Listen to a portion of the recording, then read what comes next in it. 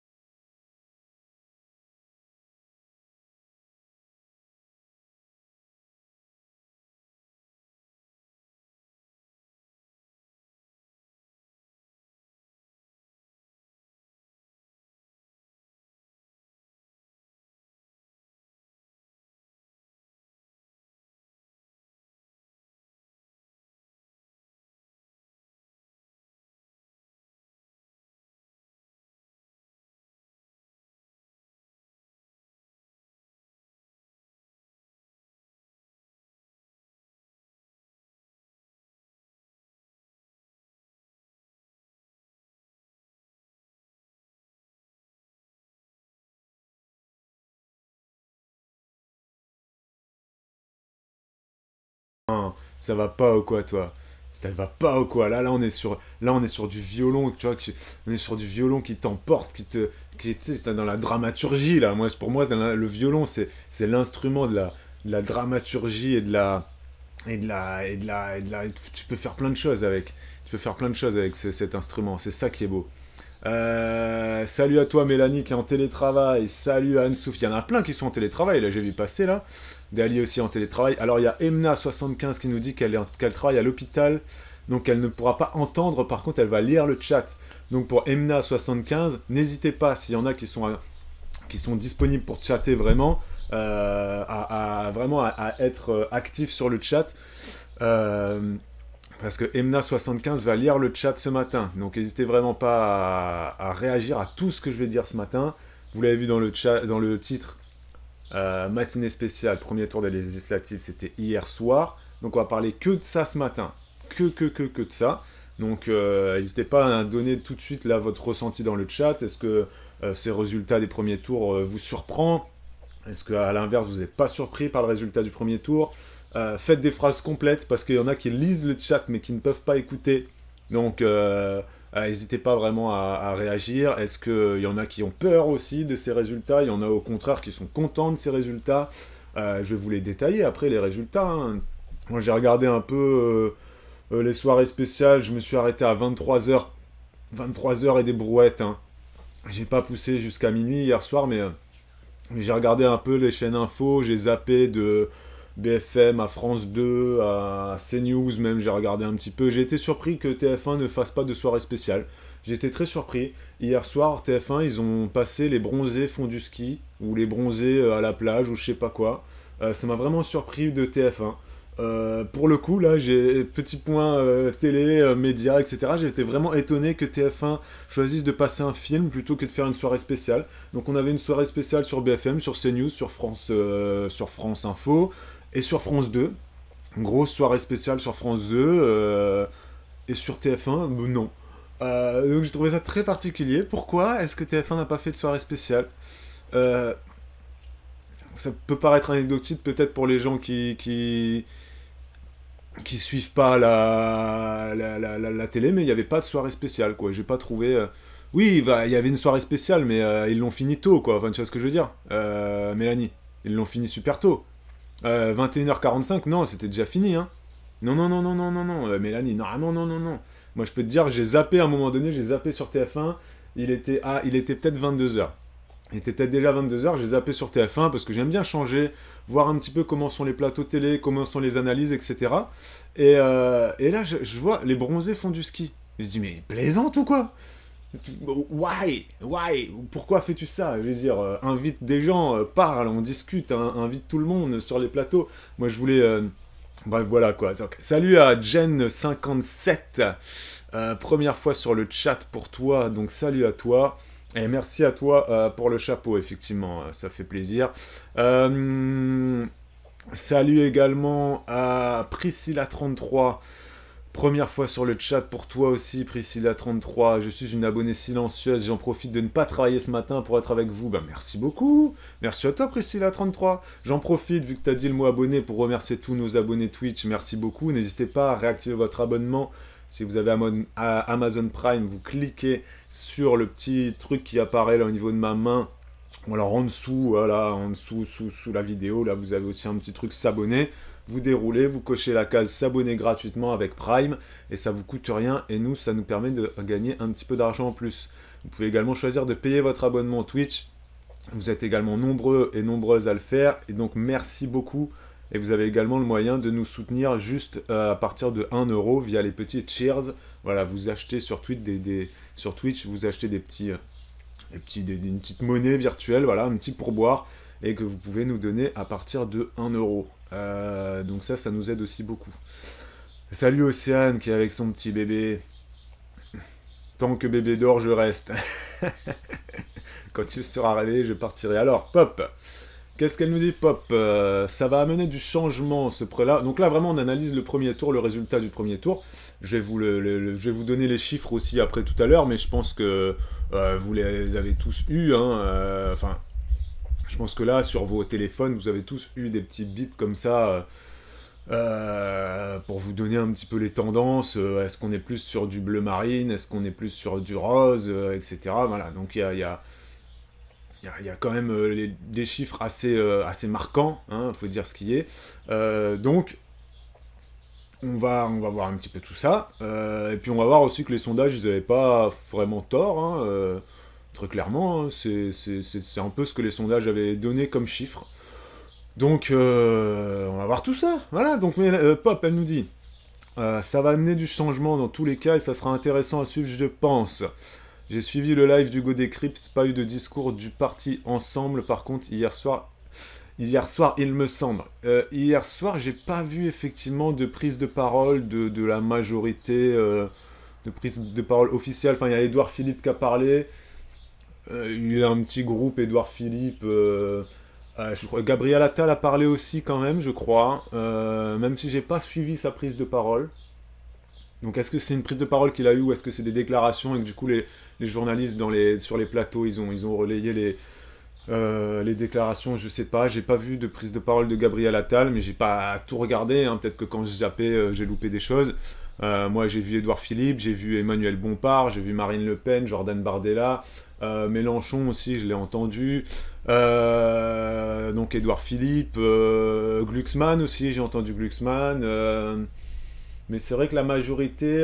Après, sur les plateaux, il y avait du monde hein, qui était là sur les plateaux. Hein. Il y avait Aurore Berger qui était là pour représenter Macron, mais c'était pas la seule, voilà. Il y a Paloma qui dit TF1 n'a pas fait de soirée parce que TF1 est pro-Macron, et là, ça le mettait pas à son avantage. Alors, juste parenthèse pour tous les gens qui considèrent que les médias sont pro-quelqu'un, les médias sont pas pro-quelqu'un. Il faut arrêter avec ça. À la télé, moi, je suis les médias sont neutres en France, il faut arrêter avec ces espèces de trucs. Les gens disent que les médias sont pro quelqu'un, etc. Alors oui, il y a CNews, on est d'accord, ils sont de droite. CNews, ils sont de droite, ils n'aiment pas la France Insoumise, ils ne supportent pas la France Insoumise. C'est vraiment, ils sont très très ancrés à droite, ils ne sont pas RN, contrairement à ce que dit, qui c'est qui a dit CNews, ils sont RN, c'est Paloma, toujours Paloma, voilà. CNews n'est pas RN à fond, bah absolument pas du tout. À l'époque de Nicolas Sarkozy, par exemple, c'était pas CNews, à l'époque c'était iTélé, si je dis pas de bêtises, c'était iTélé. Ah, j'ai oublié le nom, ouais, c'était iTélé, je crois. Ils ont toujours été effectivement de droite. Paloma, cette chaîne-là a toujours été de droite. Et ensuite, historiquement, le groupe RMC a toujours été un peu plus ancré centre-gauche. Tu vois ce que je veux dire? Donc le groupe RMC, c'est RMC BFM TV. Mais on le voit maintenant, les gens sont anti-médias. Enfin, il y a beaucoup de gens qui sont anti-médias et qui considèrent que les médias ne sont pas neutres, qu'ils sont pro-quelqu'un, alors que c'est absolument faux. Tu vas avoir des gens du Rassemblement National et des gens de la France Insoumise sur BFM TV, sur France Info, sur TF1, tu vas voir Macron, le gouvernement qui va passer sur toutes les chaînes d'infos, etc. Donc vraiment, les médias en France, en fait, de dire, Domiyuki peut-être qu'elle peut. Salut à toi Domiyuki qui nous regarde d'Inde, justement je vais te prendre là, juste là on est en train de parler vite fait de la neutralité des médias en France.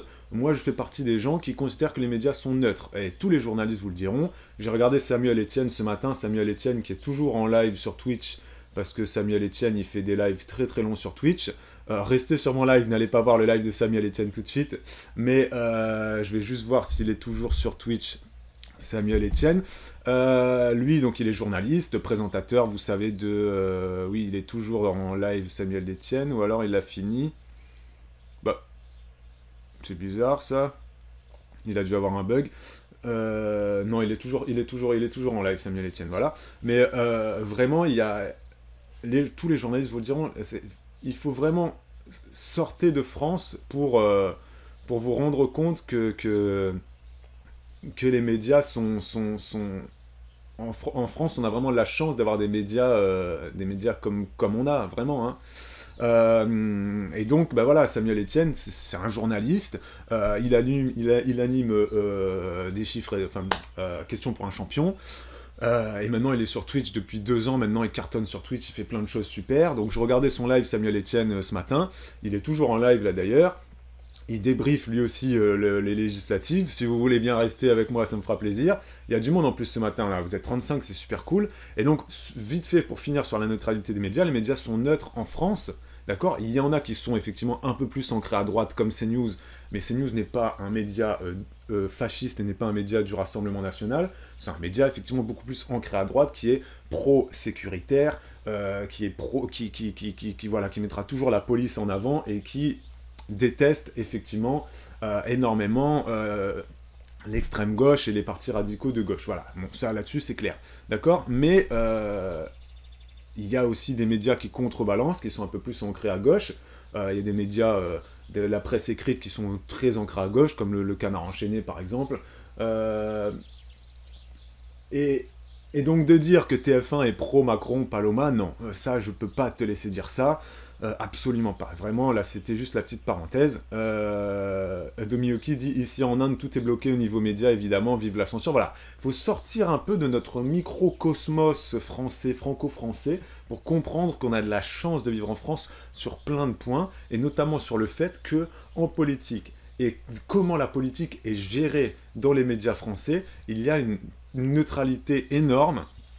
Tout le monde est invité sur les plateaux, de Philippe Poutou à Éric Zemmour. Je vous prends toujours ce même exemple. Les temps de parole, alors effectivement, on va inviter un peu moins Philippe Poutou que, en ce moment, on invite beaucoup le Rassemblement National, la France Insoumise, le Nouveau Front Populaire et la majorité présidentielle. Voilà, on invite beaucoup les 3 blocs. Les Républicains essayaient de se faire une petite place dans ce débat, bon, ils n'ont pas trop réussi.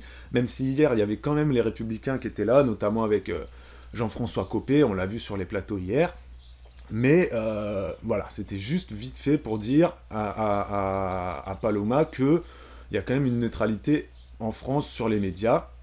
Neutralité, voilà, il y a voilà, c'est pas une neutralité 100% neutre, bien évidemment. Il y a toujours des courants de pensée qui vont un peu plus se faire entendre sur certaines chaînes, comme CNews par exemple, mais il n'y a pas de chaîne pro-Macron là-dessus, hein, vraiment. Ça n'existe pas. Voilà.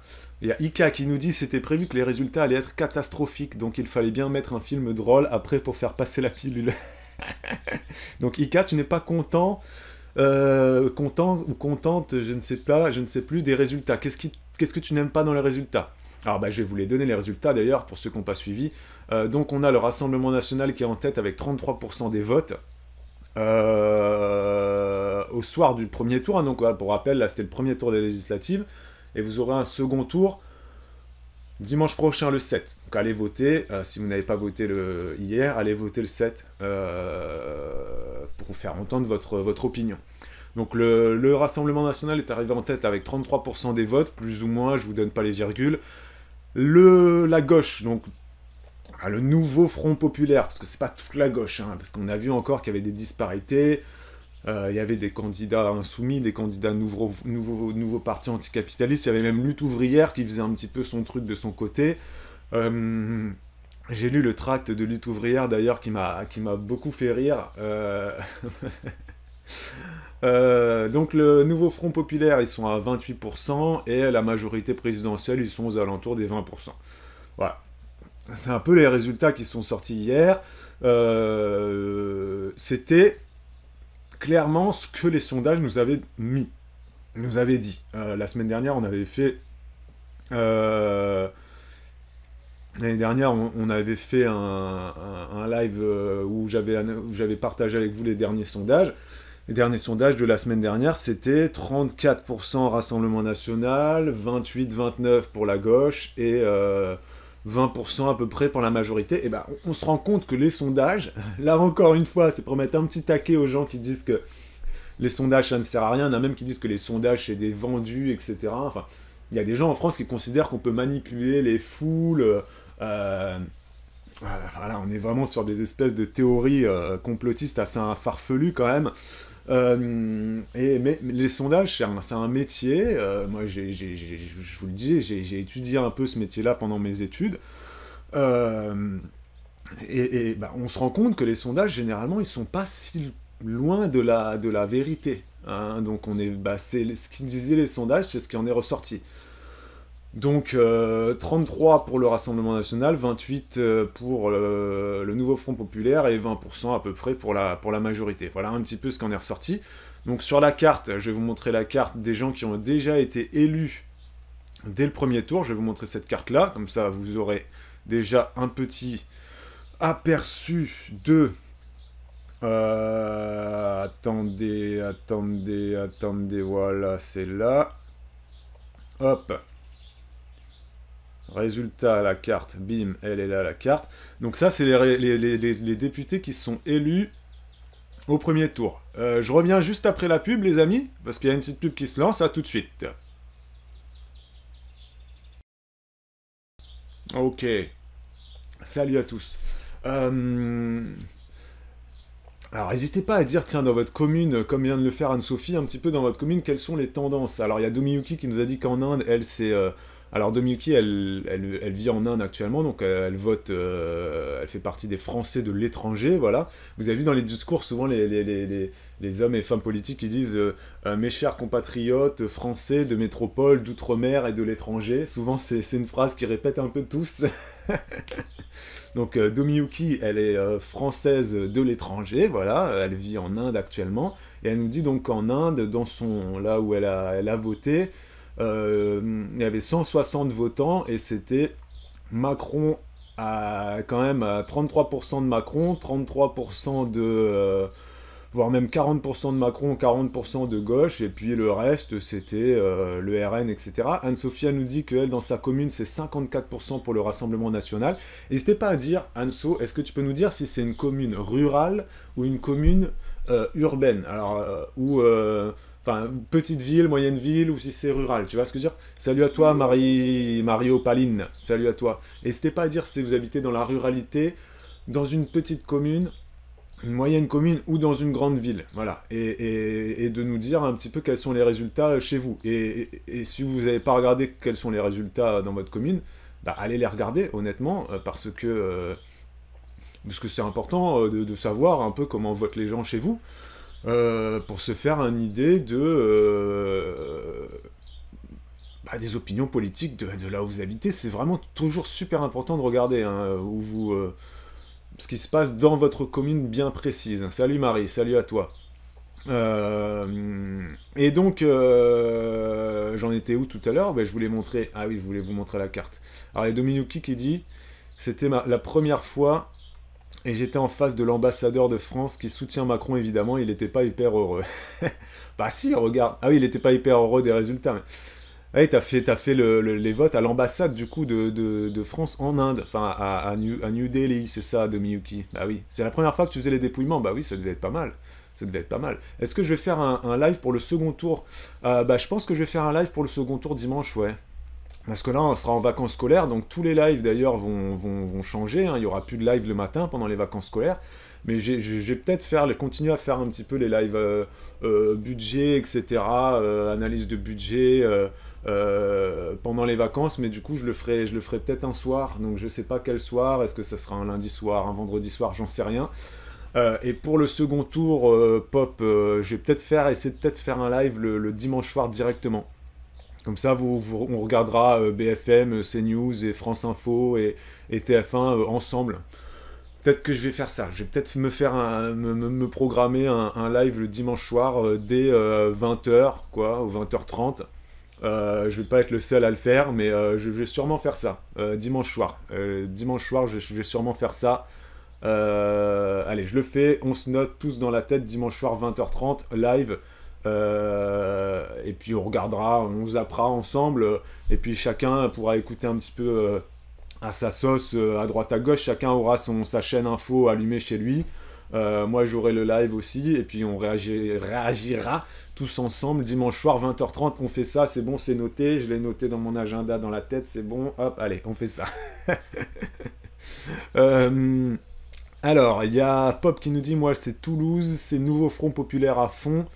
Mais je suis très surprise car à côté le Tarn, c'est Rassemblement National alors que c'est censé être une terre de gauche. Je trouve ça intéressant. Moi aussi je trouve ça intéressant. Tu vois, dans ma commune là, hier il disait, dans mon petit village, hein, on n'est vraiment pas beaucoup, c'est un village qui est historiquement, c'est un village rouge. Toujours été à gauche dans mon village apparemment. Et là, bah, ça fait depuis 2017 en fait, très clairement, depuis la montée de Marine Le Pen de 2017. Bah en fait, il y a énormément de communes et de petits villages dans la ruralité qui historiquement ont toujours voté à gauche parce que la gauche c'était quoi historiquement? C'était le parti des travailleurs, le parti des plus pauvres, le parti des plus précaires, le parti social qui aide les Français. Et puis t'avais la droite, c'était le parti des patrons, des gens qui ont un peu plus d'argent, etc. Et d'ailleurs, parenthèse, ça m'a toujours fait rire les fonctionnaires qui votent à gauche. Les fonctionnaires ont toujours voté à gauche, les profs notamment. Et c'est toujours assez drôle parce que en fin de carrière, un prof gagne très bien sa vie.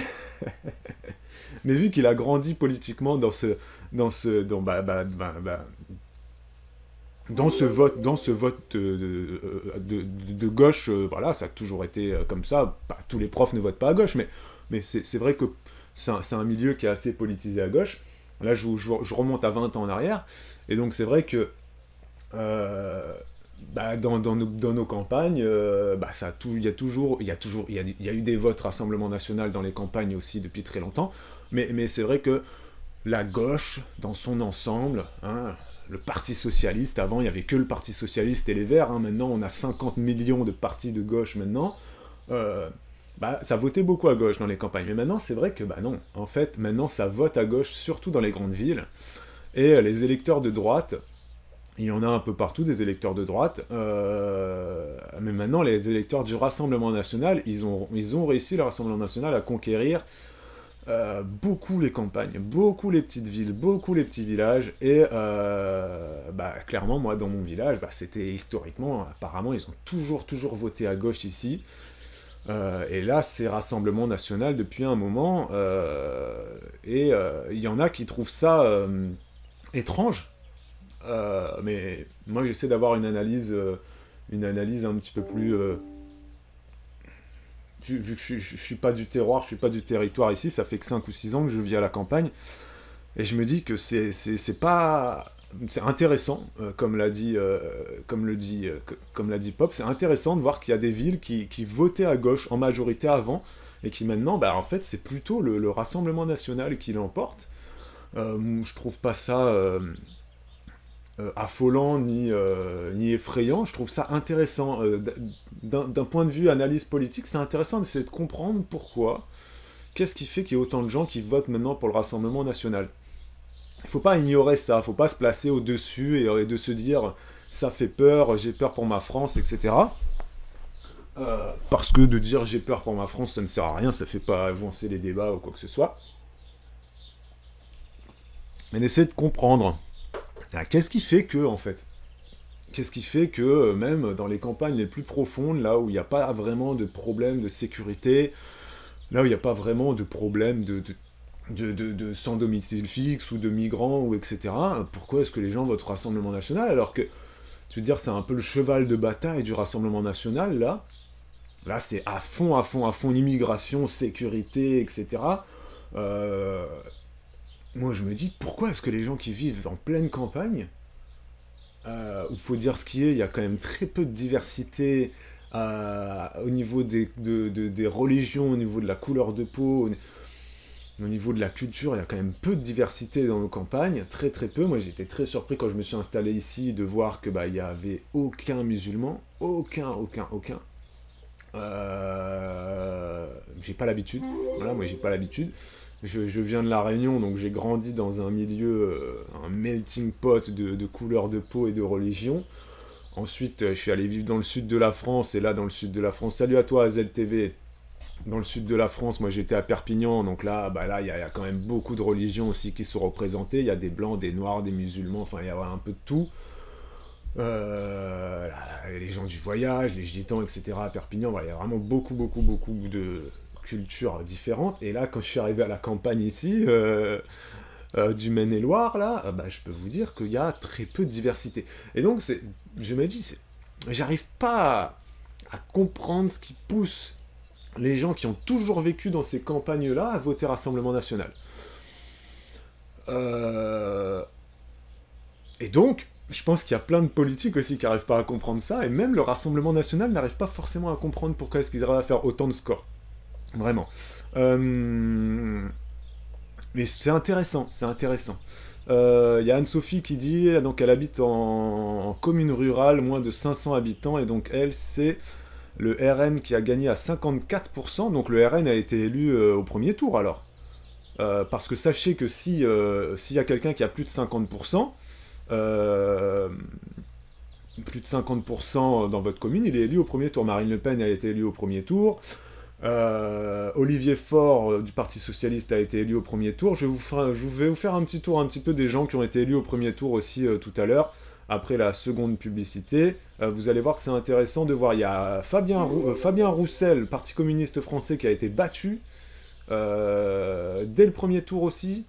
Ça c'est intéressant aussi de voir les gens qui ont été battus au premier tour et les gens qui ont été élus au premier tour. Bon, Marine Le Pen, c'était pas une surprise, hein. Marine Le Pen, elle est très souvent élue au premier tour dans son fief d'Hénin-Beaumont. Ça, c'est connu et reconnu depuis des années. Olivier Faure aussi, voilà. Bon, il y a des figures comme ça, c'est assez simple, entre guillemets, pour eux d'être élus dès le début. Mais on va faire le tour des gens élus au premier tour tout de suite après. Alors, Pauline, elle nous dit... Alors, Pauline, donc toi tu vis dans une ville de 9000 habitants, on va dire que c'est une ville moyenne. Donc là c'est assez serré, c'est 32% pour le RN dans la ville de Pauline et 31% pour la majorité présidentielle. Et il y a en troisième position un candidat Front Populaire qui va probablement se désister. Voilà, on parlera aussi ensuite des désistements. Parce que les désistements ça va jouer aussi beaucoup sur la tournure que va prendre ce second tour. Parce qu'un désistement, c'est quoi? C'est... Bah, je suis arrivé en troisième position, là c'est le cas de Pauline dans sa ville par exemple, le candidat de gauche du Front Populaire est arrivé troisième.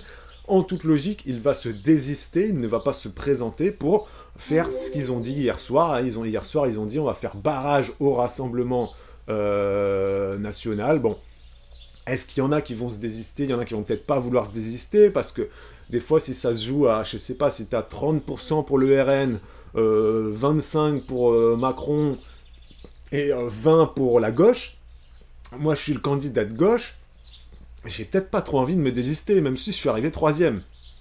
Après, là, dans la ville de Pauline, c'est 32% RN, 31% ensemble.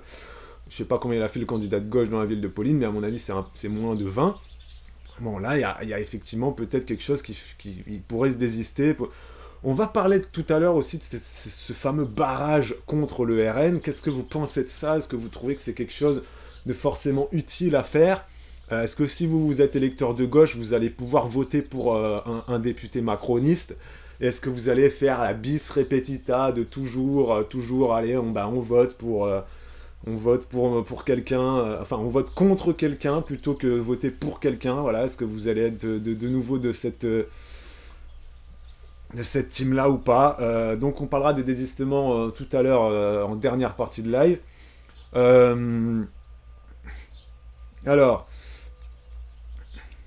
Qu'est-ce que tu nous dis? Pauline, je crois que pas mal d'agriculteurs se sont tournés vers le RN car ils en ont marre des règles imposées par l'Europe. Ah, t'as raison, Pauline, bonne analyse, t'as raison, effectivement. C'est vrai que le RN a joué pas mal là-dessus et ça a fonctionné. Et c'est vrai que là-dessus, on ne peut que les féliciter. C'est vrai que t'as raison Pauline. Marie qui nous dit le manque de diversité dans les campagnes implique que la diversité se voit dans les médias uniquement et donc souvent pas représentée sous le meilleur angle. C'est pas faux aussi Marie, c'est vrai. Non, t'as raison. T'as raison, c'est vrai que moi je me rends pas compte parce que la diversité, bah, j'ai vécu avec, j'ai grandi avec, je parle créole, je parle français, mais je parle aussi créole, réunionnais. Et c'est vrai qu'effectivement, pour moi, la diversité, c'est quelque chose qui est en moi, qui a toujours été en moi. Euh, et, mais t'as raison, Marie, c'est vrai que les gens qui vivent à la campagne, qui ont toujours été entourés de très peu de diversité, ouais, ils le voient à la télévision et effectivement, ils sont pas forcément au fait de tout ce que peut apporter aussi la diversité à un pays. Euh, mais à l'inverse aussi, je trouve que les gens qui grandissent à Paris, qui vivent à Paris, ils ont une image de la diversité qui est pour moi erronée. Clairement parce qu'il n'y a pas de vivre ensemble pour moi à Paris. Les gens qui vivent dans les grandes villes et qui votent à gauche et qui votent à gauche sous prétexte de côtoyer l'immigration, sous prétexte de côtoyer plus de misère sociale ils votent à gauche parce qu'ils disent bah voilà moi je ne veux pas vivre dans une France avec autant de misère, avec autant de SDF, avec autant d'immigration, de migrants, et je vis dans une grande ville et donc je me rends compte de l'apport que peuvent avoir ces travailleurs immigrés parce que c'est eux qui vont faire les Uber Eats, les Deliveroo, travailler dans les restaurants, à la plonge, dans les hôtels pour nettoyer les chambres, qui nettoient les bureaux, le ménage, etc. Voilà, à Paris, à Paris, effectivement, c'est les gens issus d'immigration qui font tous ces petits boulots que d'autres ne veulent pas faire. Mais je trouve qu'ils ont une vision erronée aussi, les gens qui vivent dans les grandes villes, parce qu'ils vivent, j'ai l'impression, dans une mixité, une grande diversité de couleurs de peau et de religions. Par contre, pour moi, il n'y a pas de vivre ensemble dans ces grandes villes-là. Parce que s'il y avait du vivre ensemble, on aurait plus de blancs qui nettoieraient les chambres d'hôtel dans les hôtels Formule 1, on aurait plus de blancs qui feraient la plonge dans les restaurants, on aurait plus de blancs qui feraient aussi livreurs, Deliveroo à vélo, etc. On aurait plus de blancs aussi qui feraient chauffeur VTC. Et donc, moi, je trouve qu'il y a une espèce de fausse mixité. Il n'y a même quasiment pas de mixité, en fait, dans les grandes villes. On vit ensemble, mais, mais c'est pas moi la mixité que j'ai connue en étant réunionnais, où vraiment, là, on était vraiment tous ensemble, tous réunionnais avant tout, réunionnais français avant d'être chrétiens, avant d'être musulmans, avant d'être bouddhistes, avant d'être hindous. On était tous réunionnais et français avant d'être noirs, chinois, blancs, créoles, etc. Et j'ai l'impression qu'à Paris, c'est pas vraiment ça quand même. Hein. C'est une mixité qui n'est pas saine. Et donc je trouve toujours intéressant de voir que bah, malgré ça, il y a beaucoup de votes à gauche dans les grandes villes, alors sous couvert de justement connaître cette mixité et de la voir, de pas la voir dans les médias comme tu le dis Marie, mais je trouve que c'est pas une vraie mixité ça dans les grandes villes. C'est j'ai quelque chose au bout de la langue, mais je réfléchis avant de le dire. Je verrai si je le dis après la pub. Il y a AZ qui dit le RN, c'est l'immigration illégale, leur cheval de bataille, pas l'immigration légale. Ça, les médias ne le précisent pas. Merci AZ pour ton intervention. AZ, je vois que tu as Amazon Prime. Si tu as envie de t'abonner, s'il te plaît, gratuitement, n'hésite pas à le faire. Ça m'aide énormément. Donc merci beaucoup pour ton soutien. Il y a Maza qui nous dit dans ma ville de plus de 40 000 habitants, c'est le parti Ensemble qui a été élu à 40%. Il n'a pas été élu encore. Hein. À 40%, il n'est pas élu normalement, hein, Maza. Hein. Mais ensuite, la gauche est arrivée à 30% et le RN à 24%. Maza, toi, tu es en Ile-de-France, hein, si je dis pas de bêtises. Hein. Donc ça me choque pas. Même j'aurais pensé que la gauche ferait plus, tu vois. Parce que quand même, dans les grandes villes d'Île-de-France, il y a quand même beaucoup plus de nouveaux fronts populaires en tête. Pas de second tour ici.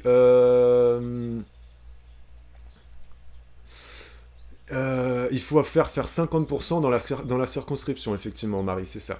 Pas dans la commune, oui, j'ai dit dans la commune, mais c'est dans la circo, voilà, c'est dans la circo, effectivement. Y a AZ qui dit qu'il faut plutôt penser économie que le fameux blabla habituel, car on est à la limite d'être mis sous tutelle par l'Union Européenne, nous dit AZ. Ah, AZ, tu votes Rassemblement National, je le sais, ça se voit, mais t'as le droit, ici on respecte tout le monde, hein. Ici, on respecte tout le monde. Il y a Pauline qui dit par rapport au succès du RN dans les campagnes, je pense que justement, c'est le manque de diversité qui renforce la peur de l'étranger. Oui, tu reprends, je suis d'accord, tu reprends ce que dit Marie. Ça, c'est vrai. C'est pas mal inscrit dans l'être humain, je pense, d'avoir peur de l'autre. Oui, c'est ça. C'est aussi pour ça que moi, j'encourage les gens à voyager, j'encourage les gens à vivre, à côtoyer la misère. Et la pauvreté, de côtoyer un peu d'autres pays, aussi d'autres misères dans d'autres pays. Hein, ça aussi, c'est le petit message aux Parisiens, aux bobos parisiens qui vivent à Bastille et qui considèrent qu'ils connaissent tout de la mixité et de la pauvreté. Bah non, allez en Afrique du Sud, allez à l'île Maurice, par exemple. C'est des endroits que j'ai connus moi, qui sont beaucoup plus pauvres que votre pauvreté parisienne, par exemple. Hein, voilà, on a la chance en France de voir très peu d'enfants mourir dans la rue, enfin même quasiment pas. Bah moi je peux vous dire que de voir des enfants se droguer, fumer à 8 ans, j'en ai vu. Dumiyuki qui vit en Inde, je pense qu'elle peut le dire aussi. Voilà, donc là c'était... Vous voyez que des fois j'ai une petite amertume quand même sur certaines personnes qui vivent à Paris et qui considèrent que parce qu'elles vivent à Paris, eh ben, elles peuvent se porter garant de toute la...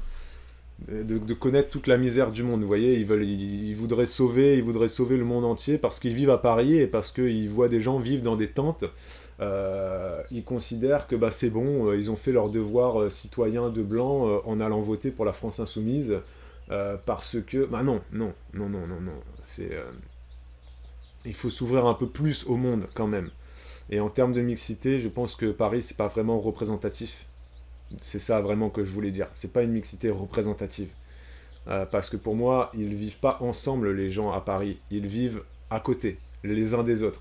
Donc c'est super hein, de vivre à côté du 13e. C'est super de vivre à côté de Barbès. C'est super de vivre à côté des migrants qui galèrent et qui vivent dans des tentes sous je sais pas quel pont de métro. Mais pour moi, c'est pas vivre ensemble, ça. Pour moi, le Parisien qui dit « Moi, je côtoie la misère et je vis avec... dans un monde ultra riche de culture et de religion, ouais, c'est super, mais j'ai envie de lui dire, est-ce que t'es déjà rentré dans une mosquée, toi? Non, je suis pas sûr, tu vois. Je suis pas sûr. Bah non, tu vois, est-ce que t'es déjà allé dans un bidonville de Cape Town ou de New Delhi pour voir les gens, comment ils vivent vraiment dans des cases en tôle? Bah non, tu vois, pas du tout. Tu vois ce que je veux dire? Où as-tu entendu ce discours des Parisiens sous mes lives, tu peux aller lire mes replays de live de la semaine dernière ou d'il y a 15 jours, tu pourras lire ce type de discours. J'ai souvent des abonnés qui vivent dans les grandes villes et qui me sortent ce type de discours-là et je trouve ça dommage, Petite pub, les amis, je reviens juste après. Ça marche, je vais vous montrer après la carte aussi, on a toujours pas regardé la carte. Des électeurs et des candidats élus directs, dès le premier tour. A tout de suite. Ok. Merci à vous d'avoir regardé cette petite publicité. Il y a Jen qui dit « Je me demande comment ils font pour savoir quelle tranche d'âge a voté pour tel parti. » Bah ça, c'est des enquêtes, Jen. C'est des enquêtes que tu vas faire sur ton PC, sur ton téléphone, ou effectivement enquête trottoir, comme le dit Domiyuki, voilà.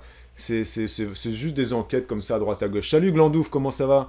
Y a Pop qui est d'accord avec ce que j'ai dit. Elle dit c'est un vivre ensemble illusoire. Dans un bar associatif, il y a eu des soirées dites inclusives. Tu vis où, Pop, toi? Dis-nous dans quelle ville tu vis. Interdite aux hommes blancs cisgenres. J'ai envie de dire, du coup, tu inclus ou bien tu exclus? Voilà, c'est ça. Si tu exclus les hommes blancs cisgenres, moi je suis un homme blanc cisgenre. Je suis un homme de couleur blanche. Cisgenre, ça veut dire que je suis un homme qui est né blanc. Cisgenre qui est né blanc. Et en plus de ça, je suis hétérosexuel. Enfin, voilà. Elle vit à Toulouse, Pop. Et voilà, c'est un vivre ensemble illusoire. Je suis d'accord avec toi. Je suis d'accord avec toi. Et Pauline, tu dis, on sent une amertume. C'est vrai que moi, ça m'embête et je pense que ça embête beaucoup de gens. Ça embête beaucoup de gens, ces manifestants dans les grandes villes qui, sous couvert de vivre dans une grande ville et de côtoyer des SDF tous les jours sur leur chemin domicile-travail et sur leur petite trottinette électrique, et ben, ils deviennent les porte-parole de la misère et ils considèrent que il faut voter pour la France insoumise parce que c'est comme ça que la France pourra mieux s'en sortir. Bah non, mais tu connais pas la misère quand tu vis à Paris, je suis désolé de te le dire. Hein. Cisgenre, ce n'est pas la couleur, c'est le genre attribué à la naissance. Exactement. Si c'est ce que j'ai dit. Si c'est pas ce que j'ai dit, Anne-Sophie, c'est ce que je voulais dire, effectivement. Cisgenre, c'est tu es né homme. Voilà. Tu es né homme. Voilà, c'est ça. C'est le contraire de transgenre, effectivement. Dans les grandes villes, nous dit Marie, il y a peut-être aussi moins de difficultés financières et donc moins de votes ras-le-bol. C'est vrai, t'as raison, Marie, t'as raison aussi. Salut à toi, Glandouf, et effectivement, Glandouf aigri, tu peux parler ici si tu votes Rassemblement National. Sache que moi, je respecte tous les votes ici. Hein, que tu votes pour Philippe Poutou ou pour Éric Zemmour, tu as le droit de t'exprimer. Moi, les gens qui bannissent les électeurs du Rassemblement National, ça m'agace un petit peu. Ça m'agace un petit peu. Si vous avez envie de dire bravo à Jordan Bardella dans le chat, vous avez le droit de le dire. Si vous avez envie de dire bravo à Macron, vous avez le droit de le dire aussi. Je veux dire, et si vous avez envie de dire bravo à la France Insoumise ou au nouveau Front Populaire, vous avez le droit de le dire aussi. C'est vraiment chacun dit ce qu'il veut. Hein. Ça, c'est une petite parenthèse. J'avais regardé un live de Samuel Etienne la semaine dernière. Samuel Etienne, lui, il n'était pas vraiment de cette team-là. Lui, c'était... Les électeurs du Rassemblement National, il pouvait pas trop s'exprimer quand même sur les lives de Samuel Etienne, je trouvais. Je trouvais que il laissait peu la place. Là, vous dites ce que vous voulez, hein. Vous dites ce que vous voulez, hein. Alors, Domiyuki qui dit c'est la démocratie de laisser parler tout le monde. Effectivement, effectivement. Domiyuki qui rappelle que les enfants en Inde, c'est drogue, sexe, commerce d'enfants, etc. Voilà, c'est bien des fois de rappeler hein, que la misère, il y en a dans le monde entier. Hein. Et c'est pas parce que tu vis à Paris, à la place de la Bastille, que tu connais la misère. Donc la carte, les amis, on y va pour la carte. Je l'ai mis où la carte? Elle est là. Voici la carte des députés qui sont déjà élus au premier tour. Donc nous avons des députés, vous voyez, donc là c'est l'Île-de-France. Donc l'Île-de-France, elle est quand même répartie en énormément de circonscriptions. On se rend compte qu'à Paris, énormément de candidats de gauche du nouveau Front Populaire ont été élus dès le premier tour. Là je vois que Sandrine Rousseau, elle a été élue. J'ai vu passer Sandrine Rousseau. Sandrine Rousseau a été élue au premier tour à 52% des voix. Moi, je me dis juste, les gens qui vivent à Paris et qui votent dans la 9e circonscription, est-ce que vous savez qui est Sandrine Rousseau? Enfin bon, bref, voilà. C'est juste... que tu élises au premier tour Émeric Caron, par exemple, ça me choque pas. J'ai vu passer qu'Émeric Caron, et Émeric Caron a été élu... voilà, Émeric Caron a été élu dans le 18e...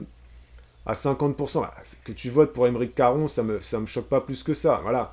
Mais on a quand même certaines personnalités, Mathilde Panot, elle a fait parler d'elle à l'Assemblée nationale, bon voilà.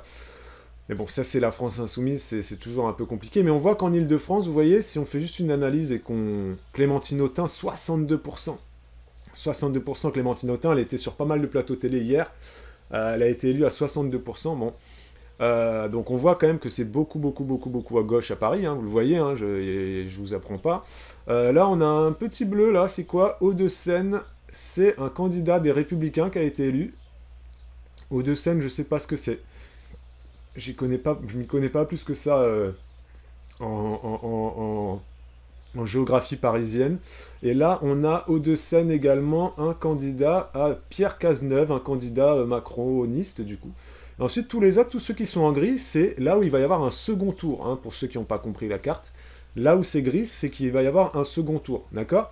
Donc on voit qu'au premier tour, il y a quand même eu, à Paris, Bah déjà, 1, 2, 3, 4, 5, je sais pas, une bonne quinzaine là de députés de gauche qui ont été élus directement au premier tour à Paris. Et en France, et dans le sud aussi, on a un peu de gauche en Ariège. En Ariège, c'est Martine Froger, voilà. Euh, 92, ça vit bien. Ah, c'est Neuilly. Ah, c'est Neuilly, sa mère, les Hauts-de-Seine. Neuilly, sa mère. C'est pas Sarko, ça? C'est pas une chanson. C'est pas Sarko, là, qui vit là-bas? Neuilly, sa mère, oui, c'est ça, d'accord. Donc, on voit que au niveau des candidats élus au premier tour, eh ben, c'est 100%, beaucoup de gauche à 95% en Ile-de-France. Et sinon, on a un Ariège ici, on a quelques-uns là. Donc, c'est quoi? Ça, c'est. Ille-et-Vilaine aussi. Ille-et-Vilaine, ils ont élu quelqu'un dès le premier tour. Là, c'est trop petit, je peux même pas cliquer.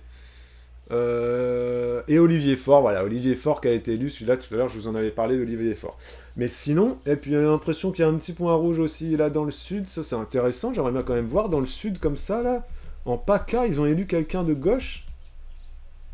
Bouches-du-Rhône, Sébastien Delon, Bouches-du-Rhône, c'est Marseille ça. Ah, c'est Manuel Bompard. Ah bah oui, Manuel Bompard, il a été élu. Bah oui, à Marseille, c'est toujours. Tu sais, c'est le fief de Mélenchon, ça, à Marseille. Donc on est d'accord qu'on est bien à Marseille ici, hein? Non, si je dis pas de bêtises. Non, quoique, je sais pas. Si, c'est. Si, j'arrive pas à me rendre compte là. Il y a des Marseillais là? Est-ce qu'on est à Marseille ici, là? Bouches-du-Rhône. Ouais, y a pas de Marseillais là ce matin là? Ah, mais vous êtes pas réactif là, hein? Oui, merci Tess, voilà, bon, ouais. 67% quand même pour Manuel Bompard, hein. Là, il faut le féliciter, c'est quand même c'est quasiment celui qui a fait le meilleur score là, j'ai l'impression. 67%, c'est quand même incroyable. Bref, voilà. Et puis, sinon, on se rend compte que les candidats élus au premier tour, on va voir les dom-toms après, bah, il y a beaucoup de bleu marine, hein.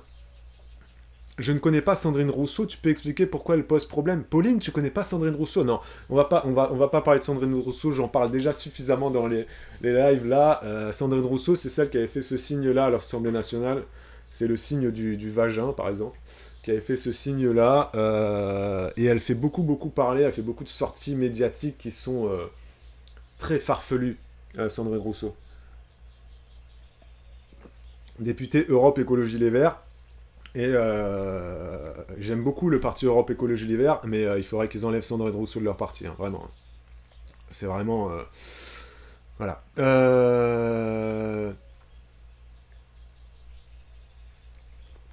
Il y a Pauline qui nous dit: Je suis déçu que beaucoup de personnes disent qu'il faut être contre le RN car ils prônent la haine, mais que leur insouciance pour la planète ne ressort jamais.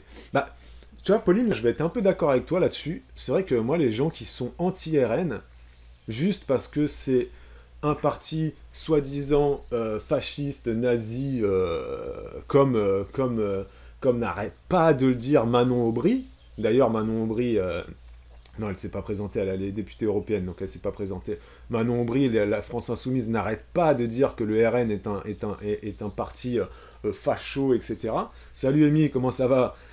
Mais c'est vrai que si tu veux combattre le RN, t'as raison Pauline, parlons plutôt d'autres sujets, parlons d'économie, de pouvoir d'achat, d'écologie. Et c'est ceux qui veulent battre le RN, il faut se battre sur les idées, il faut pas dire, arrêter de dire le RN est un parti. Sandrine Rousseau, hier à la télévision, moi je l'ai écoutée sur 2 plateaux différents, à chaque fois qu'elle parle du Rassemblement National, Sandrine Rousseau, t'as l'impression qu'elle est au bord des larmes. Elle est comme ça, et elle prie les gens, et elle dit: mais je vous en supplie, prenez conscience que... Et puis elle a les larmes aux yeux, t'as l'impression qu'elle a une espèce de tension qui monte en elle.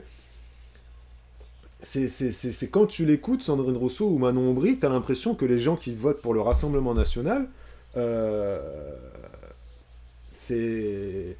Ils auraient suivi Hitler les yeux fermés, tu vois. Alors que c'est pas ça du tout. C'est maintenant, on n'est plus en 1940 là. Euh, et puis on est au 21e siècle, on vit dans une société totalement différente euh, de la société qu'ont pu connaître nos arrière-grands-parents et nos grands-parents. Voilà, on vit dans une société moderne, les frontières sont ouvertes, on est dans un pays qui est ouvert au monde, dans une Europe qui est ouverte au monde, enfin bref, voilà, etc. Euh, et les gens qui votent Rassemblement National aujourd'hui, si ça se trouve, il y a 20 ans en arrière, ils n'auraient pas pu voter pour Jean-Marie Le Pen. Vous voyez ce que je veux dire? C'est vraiment quelque chose de super important. Les gens qui votent, qui ont 20 ans aujourd'hui, ou 25 ou 30 ans, et qui votent pour Marine Le Pen ou pour Jordan Bardella, s'ils avaient vécu il y a 30 ans en arrière, ils auraient sûrement pas pu voter pour Jean-Marie Le Pen. Vous voyez ce que je veux dire? Donc de toujours rabâcher que le parti... Là, franchement, hier, Sandrine Rousseau, je vous jure, elle avait vraiment les larmes aux yeux. T'avais l'impression qu'il y avait Hitler qui est au bord du pouvoir quand tu les écoutes. Hein. Manon Aubry, c'est pareil. T'as vraiment l'impression que là, si le Rassemblement National il est au gouvernement, la France, eh ben, on va basculer dans une troisième guerre mondiale et on va tous devoir se balader avec les trucs du Ku Klux Klan sur la tête. Et puis si t'es noir, tu pourras plus marcher dans la rue. Si t'es arabe, tu pourras plus sortir de chez toi. Enfin, c'est pas ça du tout. Et ça, c'est dommage. Si la gauche elle veut battre le Rassemblement National, il faut que, comme le dit Pauline, qu'ils parlent d'écologie, qu'ils parlent de pouvoir d'achat, qu'ils essayent de battre le RN sur le programme. Il faut qu'ils arrêtent de manifester contre le RN parce que, en disant c'est un parti raciste, etc. Voilà. Donc il faut vraiment, hein. On attend de voir ça, nous dit Amy. Amy, ton chéri, il est de Côte d'Ivoire, si je dis pas de bêtises, si je me rappelle bien. Ton chéri, il est ivoirien. Amy, écoute, si le Rassemblement National gagne, eh ben, tu me diras si ton chéri peut sortir. Toi, t'es noire ou t'es blanche, Amy? Je t'ai jamais posé la question.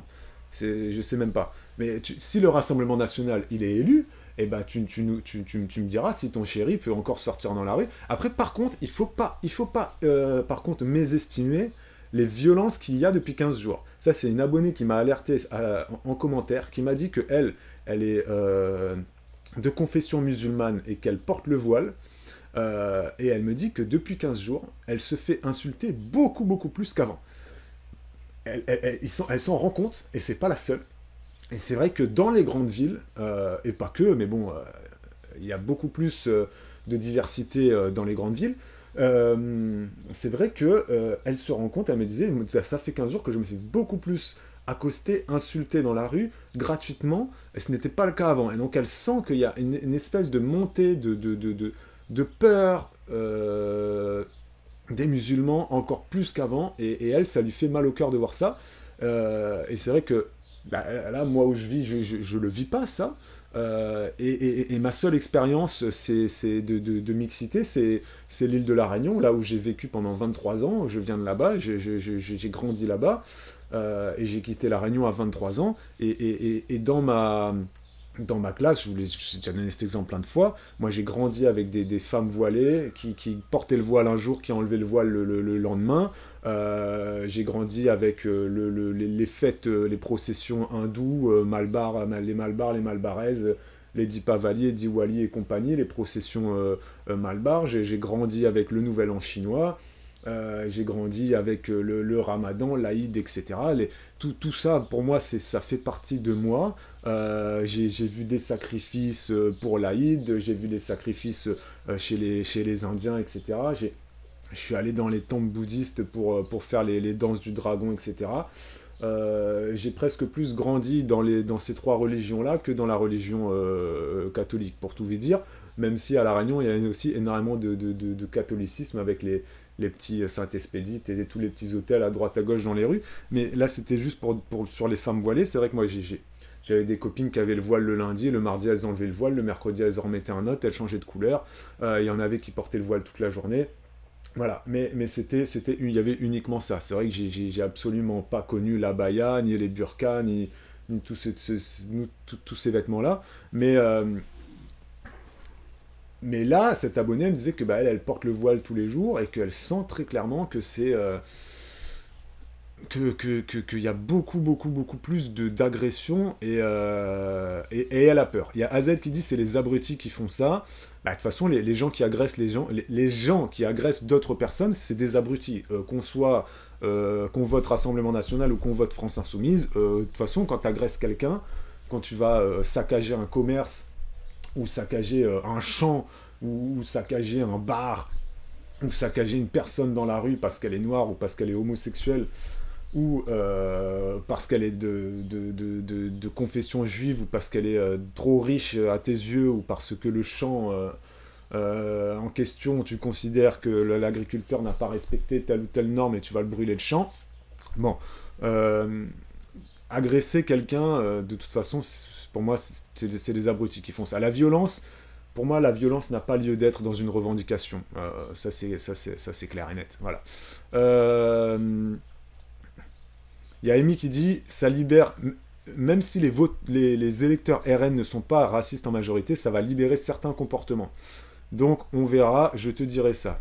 Tout le monde les attendra au tournant, nous dit Domiyuki, ce sera décisif pour les présidentielles. Effectivement, de toute façon, comme le dit Domiyuki, si le RN gagne là, c'est pour 2 ans, et tout le monde va les attendre au tournant, ça c'est clair. Il y a Anso qui nous dit, moi je suis portugaise, mais hyper typée, et encore une fois, hier, je tenais le bureau, et bien il y a toujours des gens qui ne me regardent même pas et qui ne me disent pas bonjour. Ici, j'ai beaucoup souffert Ici, j'ai beaucoup souffert du racisme, c'est une catastrophe. Des insultes et des gens qui refusent que je les serve. Tu vis où, Anne-Sophie? C'est Toulouse, toi? Je confonds là parce que vous avez été plusieurs à parler. Et tu m'avais déjà dit ça en commentaire, c'est vrai, Anso, tu m'avais déjà parlé de ça, du fait que tu sois très typée portugaise et que toi aussi tu souffres de ça. Faut pas l'ignorer, ça. Hein. Ça, c'est quand même quelque chose de très important. Et il faut que tout le monde soit conscient de ça. Et si vous êtes électeur du Rassemblement National, il faut vraiment être clair là-dessus.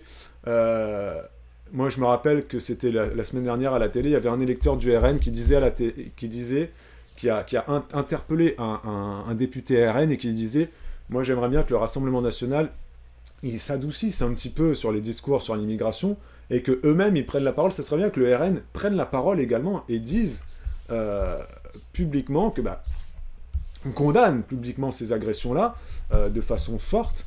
Comme ça, les électeurs du RN pourront dire moi, je vote RN et je cautionne pas, comme le dit AZ tout le plus haut.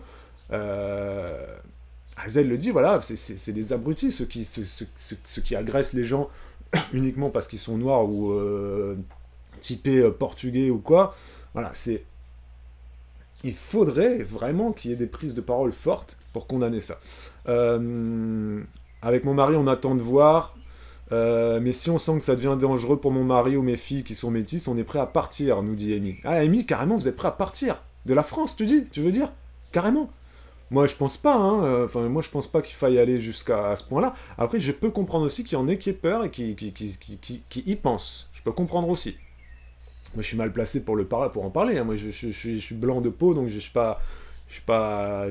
jamais vécu de racisme dans ma vie, dans la rue, quoi, tu vois. Il y a AZ qui dit, de toute façon, maintenant, le principal, c'est pas que ça soit le RN, la Macronie ou la gauche. C'est quoi que tu nous dis? C'est surtout l'économie de la France, AZ, qui nous dit. Le pouvoir d'achat, pour moi, c'est le nerf de la guerre. Il faut que les partis se battent là-dessus. Et voilà, ça, c'est une évidence. Ça, c'est clair. J'habite à Brie-Dorée, à la limite entre le 37 et le 36. Putain, je sais même pas ce que c'est le 37 ni le 36. T'habites dans une petite ville, Anne-Sophie, alors. T'habites dans une petite ville.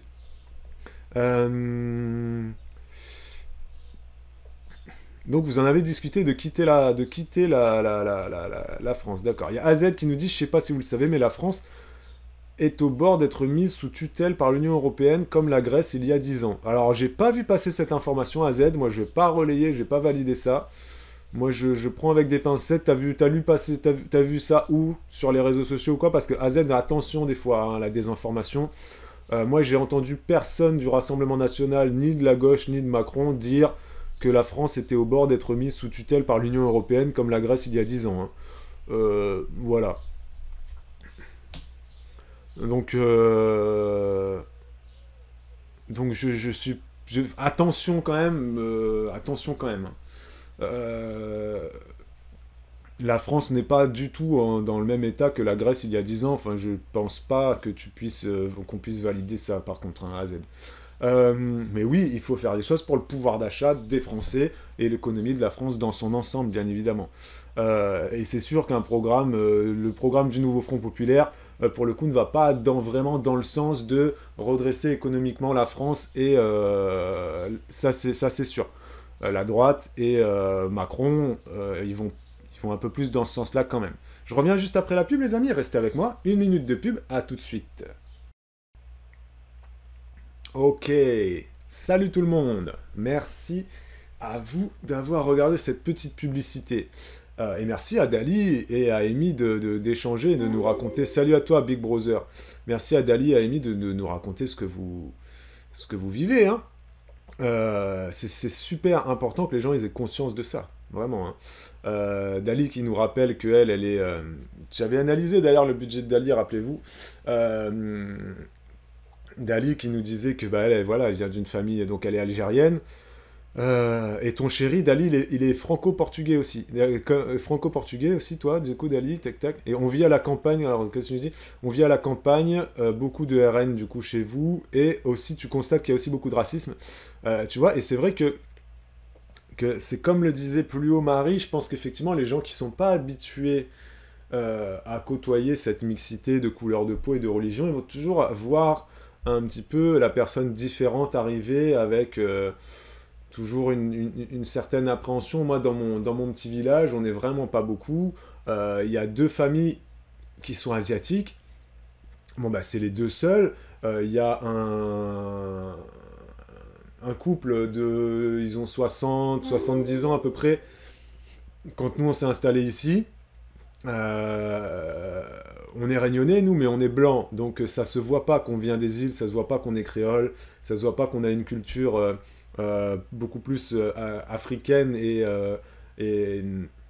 tropicale qu'une culture européenne, occidentale, tu vois. Et quand on est arrivé ici, il y a un couple de métis, ils ont 70 ans.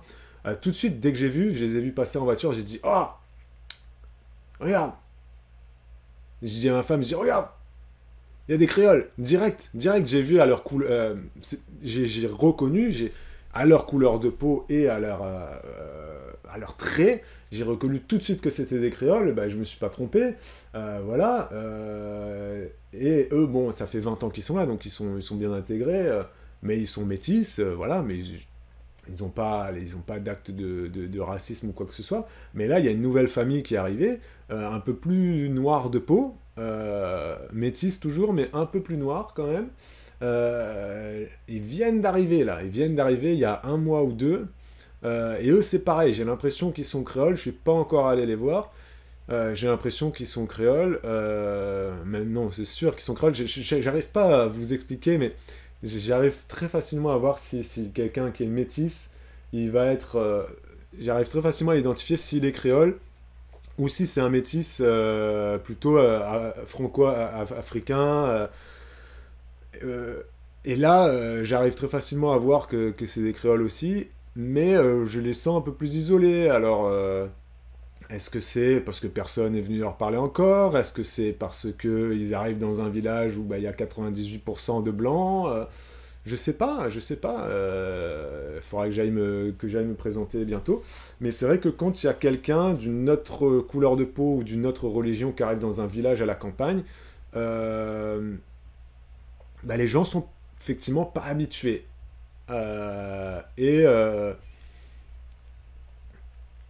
il faut vraiment être conscient de ça. Faut pas le négliger. Mais ça veut pas dire que tous les électeurs qui votent RN sont racistes, évidemment. Big Brother nous dit, est-ce que la gauche est responsable de la fuite massive de ses électeurs vers l'extrême droite? Big Brother. Pour répondre à ta question, moi je vais nuancer. Je vais dire oui. Pour moi, la gauche est responsable de beaucoup de choses. Je sais que pour plein de gens, Macron est responsable de tous les maux de la France actuellement. Mais honnêtement, moi je suis plus... Alors oui, Macron va être responsable de certaines choses qui arrivent effectivement en France actuellement, mais les responsables politiques précédents, que ça soit Nicolas Sarkozy ou François Hollande, ou d'autres avant, sont également responsables là-dessus de la situation économique de la France dans son ensemble. Après, est-ce que la gauche est responsable du fait qu'il y ait autant d'électeurs du Rassemblement National maintenant, aujourd'hui? Big Brother nous dit, précision, je ne voterai jamais à RN. Tu votes pour qui, Big Brother, du coup, toi? Républicain, Macron, gauche? Mais oui, pour répondre à ta question, je trouve que la montée du Rassemblement national, là, c'est dû à, premièrement, au Rassemblement national, hein, déjà, bravo à eux, ils ont réussi à communiquer depuis 2017, il faut le dire. Le Rassemblement national n'est pas là uniquement grâce à la gauche qui a fait fuir ses électeurs ou grâce à Macron qui ci ou ça. Non, non. Le Rassemblement national est là où il est aujourd'hui, c'est-à-dire 33%. Je vous remonte la carte des électeurs élus au premier tour. Mis à part en Ile-de-France, vous voyez où il y a beaucoup de rouge. Regardez, dans le Nord, tout ça, c'est les électeurs du Rassemblement national. Les députés qui sont élus au premier tour. On en a également dans l'Oise ici, on en a également un peu dans le Nord-Est. Voilà. Dans le Sud-Est, on en a pas mal dans le Var. Tout ça, c'est les électeurs du Rassemblement national qui ont été élus. Hop. On a également à Perpignan, Pyrénées-Orientales. Bon, ça m'étonne pas. Avec l'Ouaillot, ça m'étonne pas que le Rassemblement national gagne à Perpignan. Donc, c'est pas anecdotique, ok? Donc, moi, juste, pourquoi est-ce que le Rassemblement national est là où il est aujourd'hui? Premièrement, parce que grâce tout simplement au Rassemblement national, ils ont réussi à faire, pour moi, ils ont réussi à faire tout ce qu'il fallait en termes de communication pour réussir à arriver là où ils en sont aujourd'hui. Et ça a commencé dès 2017. Dès 2017, Marine Le Pen, elle a réussi à passer au second tour. Et a vraiment, c'est pas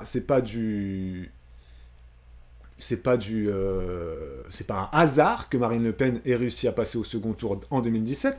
En 2022, c'était un peu plus tendu pour Marine Le Pen parce que Jean-Luc Mélenchon était juste derrière elle, d'accord? Et elle a quand même réussi à battre Jean-Luc Mélenchon et à passer au second tour. Et elle a fait un meilleur débat en 2022. Et surtout en 2022, ce que j'ai trouvé intéressant, politiquement parlant, c'est qu'ils ont mis un peu moins d'immigration dans leur programme en 2022. Et ils ont un peu plus accentué sur les politiques de pouvoir d'achat, les politiques des familles, etc. C'était vraiment là-dessus que Marine Le Pen communiquait, l'agriculture, l'Europe et tout ça. En 2017, elle voulait sortir de l'Europe, Marine Le Pen. En 2022, ils ont complètement enlevé ça de leur programme parce qu'ils ont bien compris qu'il y avait des électeurs qui étaient favorables à l'Europe, qui aimaient bien l'Europe, l'Europe, il y en a plein qui aiment bien et qui se disaient « Attends, moi je veux pas d'un Frexit, je veux pas que le Rassemblement national sorte de l'Europe. » Donc le Rassemblement national, ils ont écouté, ils ont enlevé ce truc, ils se sont adaptés un petit peu à ce que les électeurs voulaient. C'est bien dommage d'ailleurs qu'ils abandonnent le Frexit, nous dit AZ. AZ est favorable au Frexit. Dans ce cas-là, si tu es favorable au Frexit, il faut plutôt que tu votes pour Florian Philippot, par exemple. Ou Florian Philippot, ou alors Asselineau, ou alors les souverainistes comme Dupont-Aignan, ou autres. Voilà. Tu vois ce que je veux dire. Tu les connais, Florian Philippot. Florian Philippot, grande tête du Rassemblement national pendant très longtemps, qui ensuite est parti parce qu'il s'est un peu embrouillé avec Marine Le Pen, et puis qu'ils ne sont pas forcément d'accord sur tout. T'as voté Philippot aux européennes. Ben voilà, écoute, voilà. Au moins t'es cohérent avec tes idées. Parce qu'il y a des gens qui sont pas cohérents avec leurs idées, hein. Il y a des gens au second tour, là, ils vont voter pour Macron pour faire barrage au Rassemblement national. On va en parler juste après, là, dans 30 secondes. Mais je termine, juste pour dire que donc, le Rassemblement national en est là où il est parce qu'ils ont réussi à faire les choses comme il fallait, bref. Et aussi, deuxième responsable de la montée du Rassemblement national, pour moi, c'est la gauche. C'est pas Macron, même si Macron, il a fait des sorties médiatiques qui sont vraiment super limites. Par exemple, dernièrement, il a dit, la semaine dernière, le Rassemblement national et la France insoumise, que ça soit l'un ou l'autre, ça amènera le pays à la guerre civile. Enfin, ça c'est pas une sortie, excusez-moi, c'est pas une sortie que tu peux faire quand tu es président de la République. Tu peux pas dire que la gauche ou le RN, ça amènera le pays à la guerre civile. Quand tu es président de la République, vous le savez, si vous regardez mes lives depuis longtemps, Macron, je l'ai toujours un petit peu défendu parce que je trouve qu'il y a plein de choses qu'il a fait qui sont quand même pas mal pour la France. Mais il est aussi limite sur trop de sujets aussi. Et c'est là qu'on se rend compte que, en fait, en politique, peu importe qui tu as en face de toi, comme homme ou comme femme politique, si tu cherches un petit peu, dans les déclarations, dans les si, etc., tu peux toujours trouver des trucs à redire sur tout le monde. Tu peux toujours trouver des trucs à redire sur tout le monde. Et donc là, Macron, ce qu'il a dit sur la guerre civile, je sais pas si vous l'avez vu passer, cette déclaration, moi je l'ai trouvé vraiment très limite et pas digne d'un président de la République parce que, alors oui, je peux comprendre ce qu'il a voulu dire si on veut faire l'avocat de Macron. Je pense que dans sa tête, bah, la France Insoumise, c'est le parti pro-Palestine, anti-juif, et donc islamo-gauchiste comme certains les qualifient. Et puis à l'inverse, on a le Rassemblement National qui lui veut, si on caricature, qu'il n'y ait plus du tout d'immigrés en France, etc. Et donc si on caricature, c'est un parti anti-musulman. Il y en a qui disent ça, hein. Il y en a qui disent que le Rassemblement National c'est un parti anti-musulman. Et donc Macron, lui, quand il a dit guerre civile, eh ben, il s'est dit, bah voilà, on va monter les musulmans contre les juifs. Et puis au milieu, eh ben, tu auras les gens qui sont ni musulmans ni juifs, qui vont soit choisir leur camp, soit qui vont en avoir rien à faire. Donc, mais le terme de guerre civile, c'était pas forcément super approprié. Je pense pas qu'il aurait dû utiliser ce terme-là, Macron. Je sais pas quel est votre avis là-dessus. N'hésitez pas à le dire dans le chat. Ensuite, pourquoi est-ce que je dis que la gauche aussi est responsable de la montée du Rassemblement national ? Parce que tout simplement, comme je l'ai dit la semaine dernière dans mon live, je pense qu'il y a des gens qui votent Rassemblement national juste parce qu'ils veulent... C'est pas qu'ils veulent voter pour le RN, c'est juste qu'ils veulent voter contre la gauche. Et donc il y a plein de gens maintenant en France qui ne supportent plus la gauche, donc ils votent contre la gauche. Et ils veulent pas voter pour Macron parce qu'ils en peuvent plus de Macron. Il n'y a plus personne qui peut supporter Macron. Donc, il y a des gens qui votent Rassemblement national. Je n'invente rien, hein. C'est pas moi il n'y a pas que moi qui le dis, hein. C'est les sondages, les micro-trottoirs, même les politiques le disent. Même les politiques le disent. Ils disent quand ils vont faire les marchés, il y a des gens qui leur disent, moi je vote Rassemblement national, pas parce que je crois en leur programme, ou pas parce que j'aime Marine Le Pen ou j'aime Bardella. Non, il y en a, ils disent, je vote Rassemblement national parce que je veux pas de Macron et je veux pas de la gauche. Il y en a même qui disent, je veux pas de Macron et je veux surtout pas de la gauche parce que dans la gauche, il y a la France Insoumise. Il y a des gens qui votent Rassemblement National, pas pour le Rassemblement National, mais contre tout le reste. Donc, ça, il faut vraiment être conscient de ça, et c'est à cause de la gauche, et surtout à cause de la France Insoumise, qu'il y a des gens qui votent maintenant de plus en plus Rassemblement National. Vraiment. Big Brother, toi, tu votes à gauche. Est-ce que tu es d'accord avec ce que j'ai dit, du coup, selon toi? Est-ce que la gauche est quand même en partie responsable de la montée du RN? Il y a AZ qui dit...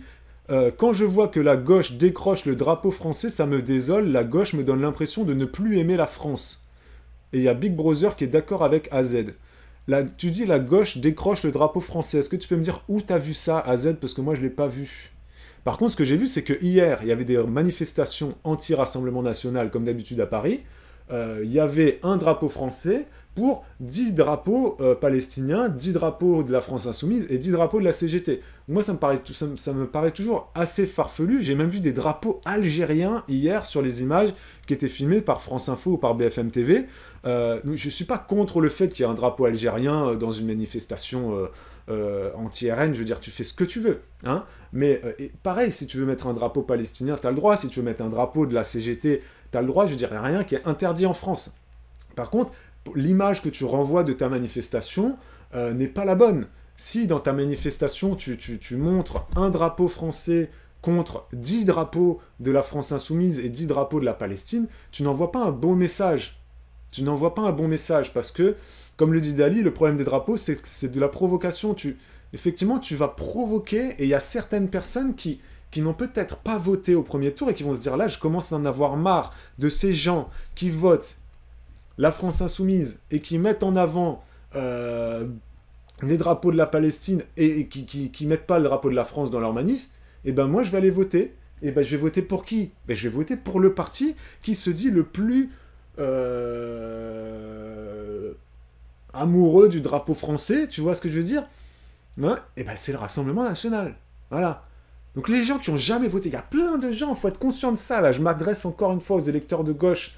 Il y a tous les gens qui vivent dans les grandes villes et qui considèrent que vivre dans une grande ville, c'est vivre dans la mixité, respecter tout le monde. Il faut respecter aussi le drapeau français dans ces cas-là. Hein? Le drapeau français n'est pas une insulte. Moi, j'ai acheté le drapeau français, là. Hier, j'ai acheté le drapeau français, je vais l'accrocher dans mon salon. Je vais l'accrocher dans mon salon. il va rester le drapeau français accroché dans mon salon jusqu'au 15 septembre, jusqu'à la fin des Jeux paralympiques. J'ai acheté le drapeau français parce que je vais supporter l'équipe de France aux Jeux Olympiques. Mais bon, il y a l'Euro aussi de foot. Donc voilà, j'ai acheté le drapeau français, j'ai acheté le bleu, blanc, rouge. Mes filles, elles vont être... Ce soir à 18 h, il y a la France qui joue au foot. Je vais maquiller mes filles, on va les supporter. Bleu, blanc, rouge, patacoufin. Pendant les Jeux Olympiques, on sera français tout le temps. On va regarder le sport, on va supporter la France. Mais il y aura le drapeau français. D'accord? Il y aura le drapeau français chez moi pendant 2 mois. Voilà. J'attends de voir. Parce que pour ceux qui ne me connaissent pas, je fais des vlogs sur YouTube. Tous les jours, on filme un petit peu notre vie de famille. La chaîne YouTube, c'est Juju Baby, si vous voulez aller voir. Comme ça se prononce, Juju Baby. Et vous avez aussi la chaîne YouTube Juliana et Julien. C'est exactement la même chaîne YouTube que cette chaîne Twitch. Et sur la chaîne YouTube Juliana et Julien, vous avez tous les replays de Twitch. D'accord? Donc n'hésitez pas à aller sur la chaîne YouTube pour commenter. Parce que sur Twitch, les replays sont ouverts uniquement aux abonnés. Parce qu'il faut que je gagne un petit peu d'argent. J'en gagne pas beaucoup, mais voilà, c'est mon métier. Donc c'est pour ça que je réserve les replays aux abonnés. Mais si vous n'avez pas envie de vous abonner sur Twitch, vous pouvez aller sur la chaîne YouTube Juliana Julien pour voir tous les replays, d'accord, et aller mettre des commentaires. Et vous allez voir que sous certains replays, moi, des fois, j'ai des gens qui mettent des choses qui, moi, me choquent énormément. Voilà. Il y a AZ qui dit, dans les manifestations de l'extrême gauche, après les élections européennes, certains manifestants ont décroché le drapeau français qui était accroché sur un balcon. Ah bon? Ah bah, j'ai pas vu passer ces images-là. Il y a Sizik qui nous dit, c'est clair, j'en connais qui votent RN, mais en fait, ils votent contre Macron et ils votent par détestation de la France insoumise. Exactement, Sizik. Et c'est pas peu de gens, hein. On va pas dire que c'est une majorité des électeurs RN qui votent parce qu'ils détestent la France insoumise, mais il y en a une grande partie, hein. Une grande partie des électeurs du RN, en fait, ils votent pas pour le RN, ils votent juste contre la gauche. Et ça, la gauche n'arrive pas à le comprendre. Et la gauche n'arrive pas à comprendre qu'en fait, il faut vraiment qu'ils fassent quelque chose dans leur programme et dans leur façon d'agir et de communiquer pour rassembler un maximum de Français. Et ça, ils n'arrivent pas à le faire. Hier, je l'ai vu encore sur les plateaux télé, que ça soit Europe Écologie Les Verts ou la France Insoumise. Ceux qui sont un peu plus modérés, ça va être le Parti communiste et le Parti socialiste, mais sinon, ils n'ont pas des discours qui rassemblent, en fait. Ils n'ont pas des discours qui rassemblent. Vraiment. Il y a Big Brother qui nous dit, électeur de gauche, je suis absolument d'accord, le sentiment de trahison dans l'histoire récente. C'est Hollande qui a fait la loi travail, loi qui permet de limiter les indemnités pour licenciement abusif, et c'est lui qui a nommé le banquier Macron ministre de l'économie, qui plus tard a accédé à la plus haute fonction. Oui, c'est sûr. Mais au-delà de Hollande, Big Brother, moi je suis pas persuadé que ce soit Hollande le responsable de la montée du RN. Hein. Pour moi, c'est Mélenchon. Hein. Voilà. Dali qui nous dit, moi à la base je suis algérienne, mais je n'affiche pas ma religion et je m'entends mieux avec les Français. Pour dire, je ne m'entends même pas avec les rebeux. Ah, oui, non, mais Dali, de toute façon, oui, mais je comprends ce que tu dis, ce que tu veux dire. Pour finir sur cette histoire de drapeau, il faut vraiment que les partis politiques se réapproprient le drapeau français. Et pour le coup, le drapeau français, j'ai l'impression que c'est uniquement un symbole des partis de droite. Macron, les Républicains, le Rassemblement National, Éric Zemmour, et Florian Philippot et tous les autres partis de droite, Dupont-Aignan, etc. Et j'ai l'impression que tous les partis de gauche, le drapeau français n'est pas une priorité pour eux. Non. Moi, j'ai déjà vu Manon Aubry qui communiquait, il y avait le drapeau européen derrière elle. Il n'y avait pas le drapeau français. Manon Aubry, c'est quand même la tête d'affiche, une des têtes d'affiche de la France Insoumise. Je veux dire, on ne peut pas faire ça. Quand on veut briguer la plus haute responsabilité, donc être président ou présidente de la République, on doit aimer le drapeau français, on doit aimer la Marseillaise, bref. Pour moi, le patriotisme, c'est super important. C'est essentiel. C'est essentiel. On doit aimer son pays si on fait de la politique dans un pays. Si on n'aime pas son pays, et aimer son pays, ça veut dire quoi? Ça veut dire respecter le drapeau français, respecter la Marseillaise, respecter les valeurs de la démocratie française, etc., etc., et respecter tous les Français. Et quand on met de côté un certain type de Français, eh ben, on clive. Et il y a des partis qui clivent, hein. Il y a des partis qui clivent, hein. Le RN clive, hein. Faut pas dire que le RN clive pas, hein. Le RN clive, et la France Insoumise clive aussi. Voilà. Et le problème, c'est que la France Insoumise considère qu'il y a uniquement le RN qui clive. Non. Mais non. Tu vois? C'est dommage. Pour la gauche, être patriote, c'est être facho, c'est triste. Bah oui, bah non. Justement, être patriote, c'est aimer la France. Aimer la France dans son ensemble pour tout ce qu'elle nous offre. Elle nous offre l'école, elle nous offre les routes, elle nous offre les infrastructures. Alors il y a plein de choses qu'on pourrait refaire, plein de choses à revoir. Mais il y a quand même aussi énormément de choses qui sont bien en France. Il faut aimer la France. Voilà, et le drapeau français, il faut le respecter. Donc on a fait le tour là-dessus, on va partir en petite publicité, et après on va voir un petit peu... Donc les candidats élus au premier tour, ça, on a fait le tour. La carte, on a fait le tour. Je voulais voir avec vous un petit peu après ces histoires de désistement. Qu'est-ce que vous allez faire, vous? Pour qui est-ce que vous allez voter? Si vous êtes électeur de gauche et qu'au second tour, vous avez le RN face à Macron, qu'est-ce que vous allez faire? Est-ce que vous allez suivre ce que tous les politiques ont dit hier? Barrage au Rassemblement National? Enfin, ils n'ont pas tous dit ça, hein. Ah, attention. Je vais vous dire ce que Jean-François Copé a dit, des Républicains, et ça a été un des seuls à être un petit peu nuancé. Et vous allez voir que c'est intéressant. Et à l'inverse, si vous êtes électeur de Macron, qu'est-ce que vous allez faire si au second tour, vous avez le Rassemblement National face au nouveau Front Populaire? Si vous êtes électeur de Macron, qu'est-ce que vous allez faire? Hein? Ça, c'est très très très intéressant. Je vous laisse 1 minute 30. Et puis à l'inverse, si vous êtes électeur du Rassemblement National et que vous avez Macron contre la gauche, qu'est-ce que vous allez faire aussi? Même si en soi, le Rassemblement National, ils sont en tête dans quasi... Bah non, ils sont pas en tête partout, c'est faux ce que je dis. Et ils seront pas tout le temps au second tour. Mais je reviens. 1 minute de pub, je reviens tout de suite. Vous répondez à cette question en attendant. Vous avez 1 minute pour répondre. Ok. Ah, merci à vous d'avoir regardé cette petite minute de publicité. Merci beaucoup, les amis.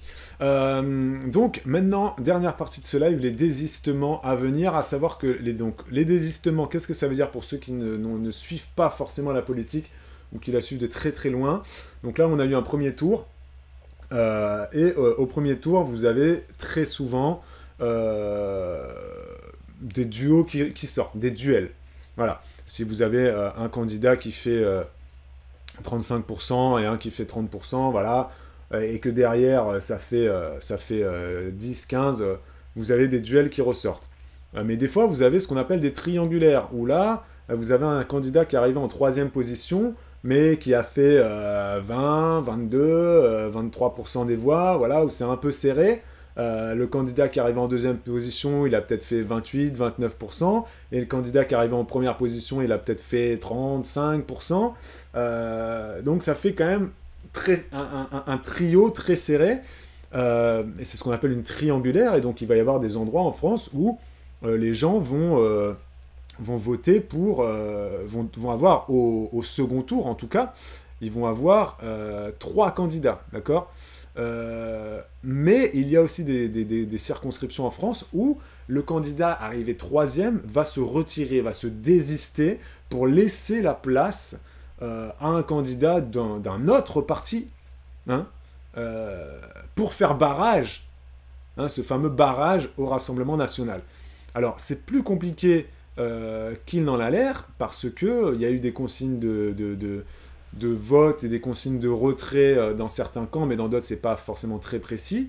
Je vais lire le chat, et puis après, je vais vous faire un petit point là.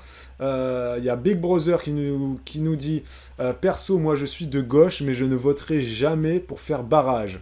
Je voterai blanc, tout simplement. Je vote par principe pour mes idées, et jamais pour le moins pire. » Bah, bravo à toi, Big Brother, parce que c'est très très rare en France actuellement d'avoir des électeurs qui votent pour leurs idées. Et je trouve qu'il y a de plus en plus de gens qui votent pour le moins pire. Et ça, c'est juste pas possible, en fait. C'est juste pas possible. Et c'est ce que je reproche aux politiciens et aux politiciennes de gauche, c'est d'avoir ce discours de « on a le choix entre le pire et le moins pire ». Ou alors on a le choix entre la peste et le choléra. Bah non, si tu as le choix entre le pire ou le moins pire, tu votes pas pour le moins pire, comme le dit Big Brother. Moi, je suis d'accord avec toi, Big Brother. Moi, je voterai jamais pour le moins pire. Je voterai toujours par principe pour mes idées. Et si s'il est dans les deux candidats du second tour, il n'y en a aucun des deux qui me parle, ben, j'irai voter blanc. Alors mon vote blanc ne servira à rien, oui, parce que le vote blanc n'est pas comptabilisé en France. On pourrait peut-être faire à un moment donné qu'on le prenne en compte et que ça ait une incidence à l'Assemblée nationale.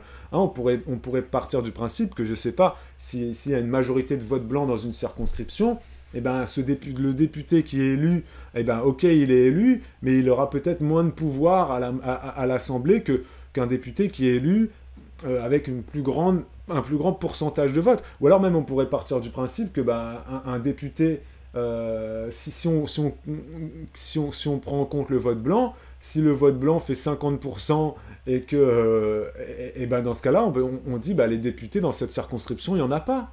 Tu vois, on pourrait se dire ça, on pourrait se dire bah, il n'y a pas de députés dans cette circonscription, il n'y en a pas. Ça n'a pas fonctionné. C'est le vote blanc qui a... Bon, après, il faudrait revoir toutes les règles de l'institution. Mais bon, moi, je voterai blanc aussi. AZ qui nous dit, moi, je vote pour un programme, mais beaucoup de gens voteront juste pour faire barrage, et après, ils viendront se plaindre comme d'habitude.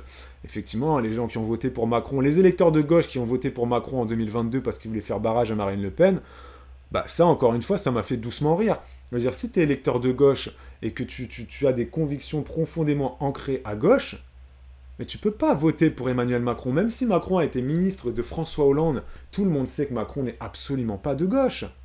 Il est même absolument pas du centre, Macron. Macron, pour moi, il se rapproche beaucoup plus de Sarkozy que de François Hollande. Mais oui, il a réussi à leurrer tout le monde, Macron, et c'est un génie pour ça. Macron, pour moi, c'est vraiment... Il est arrivé par la petite porte, mais sauf que il a mis son pied dans la petite porte, Macron. Dès qu'il a réussi à mettre son pied dans la petite porte, il a défoncé la porte, et il est rentré à l'Élysée, mais en 2-2. Personne n'a vu Macron arriver en 2017. Le gars était ministre de l'économie de François Hollande. Il a réussi à éclipser François Hollande. François Hollande ne s'est pas représenté en 2017. Macron, il est élu alors qu'il a même pas 40 ans. Il vient de nulle part. Pour moi, Macron, c'est un génie. Un génie, qu'on aime ou qu'on n'aime pas, faut le dire. Il a été grandiose sur ce coup-là. Bravo à lui. Il a réussi son coup. Et surtout qu'il a réussi à faire croire qu'il était de gauche, alors que mais pas du tout. Pas du tout. Et les gens qui ont voté pour Macron en 2017... Ils pensaient quand même, ils disaient, bon allez, il va peut-être nous faire une petite politique de gauche. Donc les électeurs de gauche qui ont voté Macron en 2017, il y en a, c'était pas forcément pour faire barrage à Le Pen, c'était aussi parce qu'ils croyaient en Macron, ils se disaient, bon allez, Macron, il a été ministre de Hollande, mais bon, ouais, mais c'est un banquier quand même, ouais, il a un peu une tête là de requin là, hein, et tout, machin, hein. Tu sais, les caricatures de Macron, un peu le requin banquier, on en a vu passer pas mal de ça. Mais déjà, allez, je vote quand même pour lui. Bon, par contre, en 2022, tous les gens qui ont voté pour Macron, c'est pas pour Macron qu'ils ont voté, c'est contre Le Pen. Et après, mais comme le dit AZ, ça sert à rien de faire ça, parce qu'après, tu vas pleurer. Non, arrêtez de faire ça. Arrêtez. Il y a Pauline qui dit, moi, je voterai très probablement Macron dans le cas d'un Macron RN. Et Pauline, toi, t'es électrice de droite ou de gauche? Il y a Édouard Philippe qui a dit, il y a Domiyuki qui a dit, Édouard Philippe aussi a dit qu'il faut pas de voix pour le RN et pas de voix pour le NFP. Édouard Philippe, ouais, il a... Et il y a aussi Juppé, donc, non, c'était Jean-François Copé, donc les Républicains, il a dit qu'il ne donnera pas de voix au Rassemblement National, mais qu'il ne peut pas donner non plus de voix à la France Insoumise. Et Jean-François Copé, il a interpellé le nouveau Front Populaire en leur disant, encore une fois, vraiment, pourquoi est-ce que vous vous êtes associé à la France Insoumise ? Parce que ça dessert énormément la gauche, sur plein de points. En fait, concrètement, la dissolution de l'Assemblée nationale, ça a foutu le bazar, nous dit Domiyuki, ça c'est clair. Salut Arancia, comment ça va? Sérieusement, ça fait 20 ans qu'on nous met le couteau sous la gorge avec un vote pour faire barrage au second tour, ça peut durer des siècles. Mais t'as raison, Big Brother, et puis ça sert à rien ce vote barrage, il sert à rien. Il sert à rien parce que d'année en année, le Rassemblement national monte. Le vote barrage, à un moment donné, c'est justement ce qui fait qu'il y a de plus en plus de gens qui votent pour le Rassemblement national. Parce qu'il y a plein d'abstentionnistes qui votent RN maintenant. Les gens n'arrivent pas à le comprendre, ils pensent que les abstentionnistes vont tout d'un coup se réveiller pour aller voter à gauche. Mais non, les abstentionnistes, en grande majorité, ils vont se réveiller pour aller voter RN. Parce que justement, ce vote sanction, ce vote barrage, etc., ça fonctionne pas. D'année en année, le RN monte.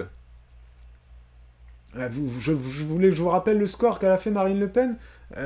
Score Marine Le Pen, présidentielle, second tour, 2017 et 2022. Juste, on va voir. Alors, donne-moi les résultats. Alors, en 2017, bim, combien elle a fait? Non, mais elle monte vraiment beaucoup. Enfin, à un moment donné, faut pas... le vote sanction fait qu'elle monte. Vraiment, hein. Elle a eu 41% des voix, Marine Le Pen 41,45% des voix au second tour en 2022. Marine Le Pen. En 2017, c'était 33%. 33% des voix en 2017, Marine Le Pen. Et en 2022, 41%. Presque 10 points de plus. En un quinquennat. Et c'est pas à cause de Macron uniquement, hein.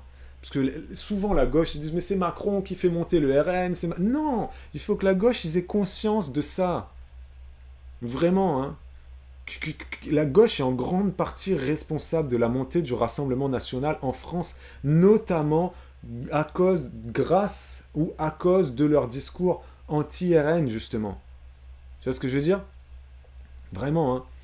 Y a AZ qui dit « Je sens l'activation de l'article 16 par Macron, quelle que soit l'issue, dimanche prochain. » Alors, on voit AZ que c'est un professionnel de la politique, parce que je ne sais absolument pas ce que c'est l'activation de l'article 16. Alors, qu'est-ce que c'est que ça? L'article 16, comment interpréter l'article 16? L'article 16 de la Constitution peut être déclenché en cas de menace grave et immédiate contre les institutions de la République et si le fonctionnement régulier des pouvoirs publics est interrompu. Le président de la République exercera alors les pouvoirs législatifs et exécutifs. Ah oui, j'avais entendu parler de ça. Effectivement. L'article 16 n'a été appliqué qu'une seule fois en 1961, après la tentative de coup d'État de 4 généraux en Algérie française. Donc là, en gros, toi, AZ, ce que tu dis, tu penses que dimanche prochain, Macron va activer l'article 16 pour exercer, du coup, lui-même, Macron, tous les pouvoirs. C'est ça que tu penses, toi, AZ? Je suis pas persuadé, moi. Je suis pas persuadé. Parce que, est-ce que le fait que le Rassemblement national soit en majorité absolue à l'Assemblée, ça représente, selon toi, AZ, une menace grave et immédiate contre les institutions de la République? Je sais pas. Je sais pas. Peut-être, hein, AZ, hein, peut-être. Hein. Peut-être, hein. Ouais. Il y a Arancia qui dit Édouard Philippe n'a pas dit pas une voix pour le NFP, il a dit pas une voix pour LFI, ce qui est différent. T'as raison, Arancia. Et de même que Jean-François Copé, il a dit aussi pas une voix pour LFI. C'est vrai qu'ils n'ont pas dit NFP, t'as raison. T'as raison. Angel qui nous dit moi je vis sur les Côtes d'Armor et dans ma circo. Ensemble a fait 33%, le RN a fait 30% et l'Union de la gauche 25%. J'espère que la gauche ne va pas se désister. Ah ben, la gauche va se... Si la gauche ne se désiste pas, Angel, dans ta circo, enfin, je veux dire, ça sert à rien. Qu'est-ce que tu veux? Quel report de voix tu veux avoir? Regarde, Angel, je t'explique juste à quoi ça sert un désistement, parce que c'était de ça qu'on était en train de parler. On va prendre l'exemple concret, le cas pratique de Angel. Il y a 33% dans sa circonscription de votants qui ont voté pour Macron. Il y a 31% qui ont voté pour le RN, et il y a 26%, je vais arrondir à au-dessus, qui ont voté pour la gauche. Ça nous fait 90%, Angel. Donc ça veut dire qu'il y a une réserve de voix de 10%. La réserve de voix, c'est les gens qui ont voté pour les autres, ou pour les autres partis, tout simplement, les gens qui ont voté blanc. Donc tu as 10% de réserve de voix. Donc qu'est-ce que tu penses, Angel, qui va se passer? Tu penses que la gauche, là, avec 26% au premier tour, ils vont réussir à voler les 10% des voix restantes? C'est impossible. Est-ce que tu penses que les abstentionnistes vont se réveiller, vont se dire « Allez, il faut que j'aille voter pour la gauche ?» C'est impossible aussi, ça ne fonctionne pas, ça n'a jamais fonctionné en politique. Les abstentionnistes, entre le premier et le second tour, il n'y a pas des milles et des cents de personnes qui vont venir voter en plus. D'autant que si tu vis dans une petite circonscription, ça ne se compte pas en dizaines ou en centaines de milliers de voix. Et donc en fait, si il y a un candidat qui ne se désiste pas, par exemple, si là, le candidat de gauche ne se désiste pas, eh ben, on aura à peu près au second tour, on aura à peu près les mêmes résultats, Angel. Donc en fait, un second tour, il faut qu'il soit différent du premier tour. Donc là, merci à toi parce que c'est un exemple très concret, ça. Hein. Là, on a dans ta circo 33%, 31% et 26%. Il faut qu'il y en ait un qui s'en aille. Il ne peut pas y avoir de triangulaire. Euh, pour moi, c'est pas cohérent parce que le résultat sera le même. Et donc, on aura probablement 33% toujours pour Macron dans ta circo et 31% pour le RN. Si ça se trouve, même, si ça se trouve même, on pourrait avoir le RN qui passe devant. Si la gauche reste. Tu vois ce que je veux dire, Angel? Donc, oh purée, je suis grave en retard sur le chat. Oh là là. Dans 10 minutes, le live va devoir s'achever. Non, j'y vais pas, Bibou, parce que c'est lundi. J'y vais pas. J'y vais pas faire le portage des repas aux petits papy et mamie. J'y vais demain. Mais je suis grave en retard sur le chat. Donc tu vois, merci Angel. Mais là, c'est un exemple de désistement qui pour moi est super important en fait. Il faut que la gauche se désiste pour qu'il y ait un second tour qui soit différent. Mais en même temps, ils sont pas obligés. Hein. Ils sont pas obligés. Hein. Ils font ce qu'ils veulent après. Hein. Ils font ce qu'ils veulent. Hein. Voilà. Il y a Pauline qui dit tant que le vote blanc n'est pas reconnu, je ferai toujours un choix. Alors, il y a Arancia qui dit oh là là là, je suis en retard sur le chat. Oh là là là là là là là. Arancia qui dit on vote pour le moins pire. Pourquoi? Car en France, personne ne sait faire de coalition. Car les compromis n'existent pas en France, ce qui je trouve très mauvais. On est l'un des rares pays sans vraie coalition. Oui, mais est-ce que c'est forcément utile d'avoir des coalitions à Rancia? C'est bien aussi d'avoir des partis d'opposition qui sont très forts. Moi, j'aime bien en France savoir qu'il y a le Rassemblement National d'un côté, la France Insoumise de l'autre. Même si on va dans les plus gros extrêmes d'Éric Zemmour et de Philippe Poutou, moi j'aime bien qu'il y ait ça en France. C'est bien, pour moi c'est ça la France. Tu vois? Il faut qu'il y ait des Philippe Poutou, il faut qu'il y ait des Éric Zemmour, même s'il y en a qui vomissent à chaque fois qu'on prononce le nom d'Éric Zemmour ou de Marion le Maréchal. Il faut qu'il y ait des gens de droite, d'extrême droite, si vous voulez dire ça comme ça. Et il faut qu'il y ait des gens de gauche, ou d'extrême gauche, ou de gauche radicale. Il faut qu'il y ait de tout. Et la coalition, je trouve qu'on en a eu, justement, à Rancia. Hein. Je suis désolé, mais on a vécu Chirac-Jospin, c'était quand même assez mou du genou.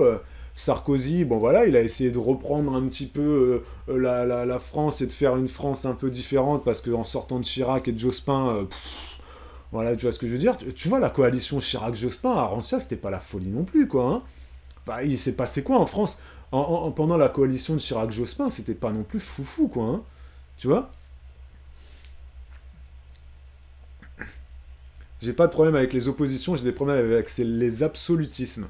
Ah, les absolutismes, après, oui, et les gens qui sont très radicaux, mais les gens qui sont très radicaux, là, c'est plus Éric Zemmour et puis la France Insoumise et le NPA, quoi. Tu vois ce que je veux dire?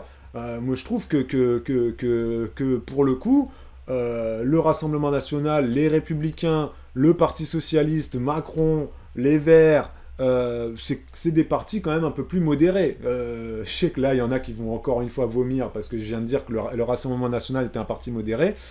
Modéré dans le sens où le Rassemblement National, ils sont quand même revenus sur plein de choses qui faisaient un peu l'essence du Front National d'avant.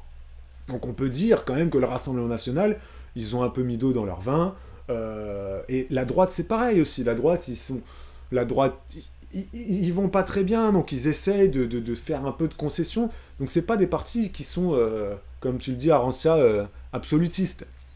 Par contre, la France Insoumise, le NPA, Éric Zemmour, là oui, là c'est des partis absolutistes, clairement, où ils sont très radicaux dans leurs idées, tu vois ce que je veux dire. Mais là, au second tour, on n'a pas de parti radical pour moi. Ah si, à part la France Insoumise, voilà.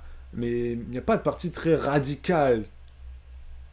Même s'il y en a qui considèrent que le Rassemblement National est un des pires partis de France. Il y a bien pire qu'eux. Il y a bien pire qu'eux.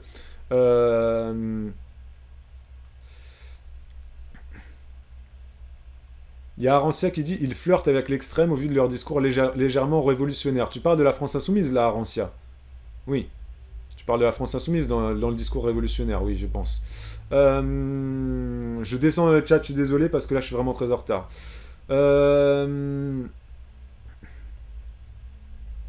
À, à son premier mandat, je n'ai pas voté pour Macron car j'ai senti la douille arriver et encore moins au deuxième. Pauline, elle est plutôt du centre. Mon principe personnel, Sissik nous dit premier tour, je vote pour le programme et au second tour, je vote pour le moins pire. Mais j'ai de la chance, perso, il y a mon candidat au second tour dans ma circo. Bah écoute, bravo à toi. Tu votes pour quel. T'es plus qui, toi, Sissik? T'es plus de gauche, Macron, RN, droite. Euh, donc merci encore à toi, AZ, pour l'article 16. Je savais pas. Enfin, j'avais entendu parler, mais j'avais pas retenu article 16, effectivement, les pleins pouvoirs pour le président. Mais je suis d'accord avec Arancia, pour moi, il n'y a pas de raison de déclencher un état d'urgence ou de menace absolue si le RN passe. Voilà. Voilà. Parce que enfin, les partis d'extrême droite, comme on les appelle, il y en a qui, dans d'autres pays d'Europe, vous voyez ce que je veux dire. Euh, selon les résultats, ça sera ingouvernable, nous dit AZ. Oui, selon les résultats, t'as raison. S'il y a une Assemblée nationale avec 30% de RN et 25% de gauche et 25% de Macron, ça sera pas gouvernable. Dans ce cas-là, comment est-ce qu'on fait? Qu'est-ce qu'on fait? Qu'est-ce qu'on fait de l'histoire? Oui, je suis d'accord avec toi, AZ. Oui, exact, t'as raison, t'as raison. C'est possible. Pauline nous dit, est-ce qu'il aurait le droit? Ça me paraît scandaleux. Bah non, c'est pas scandaleux, Pauline. C'est écrit dans la Constitution, article 16, je te le relis, hein.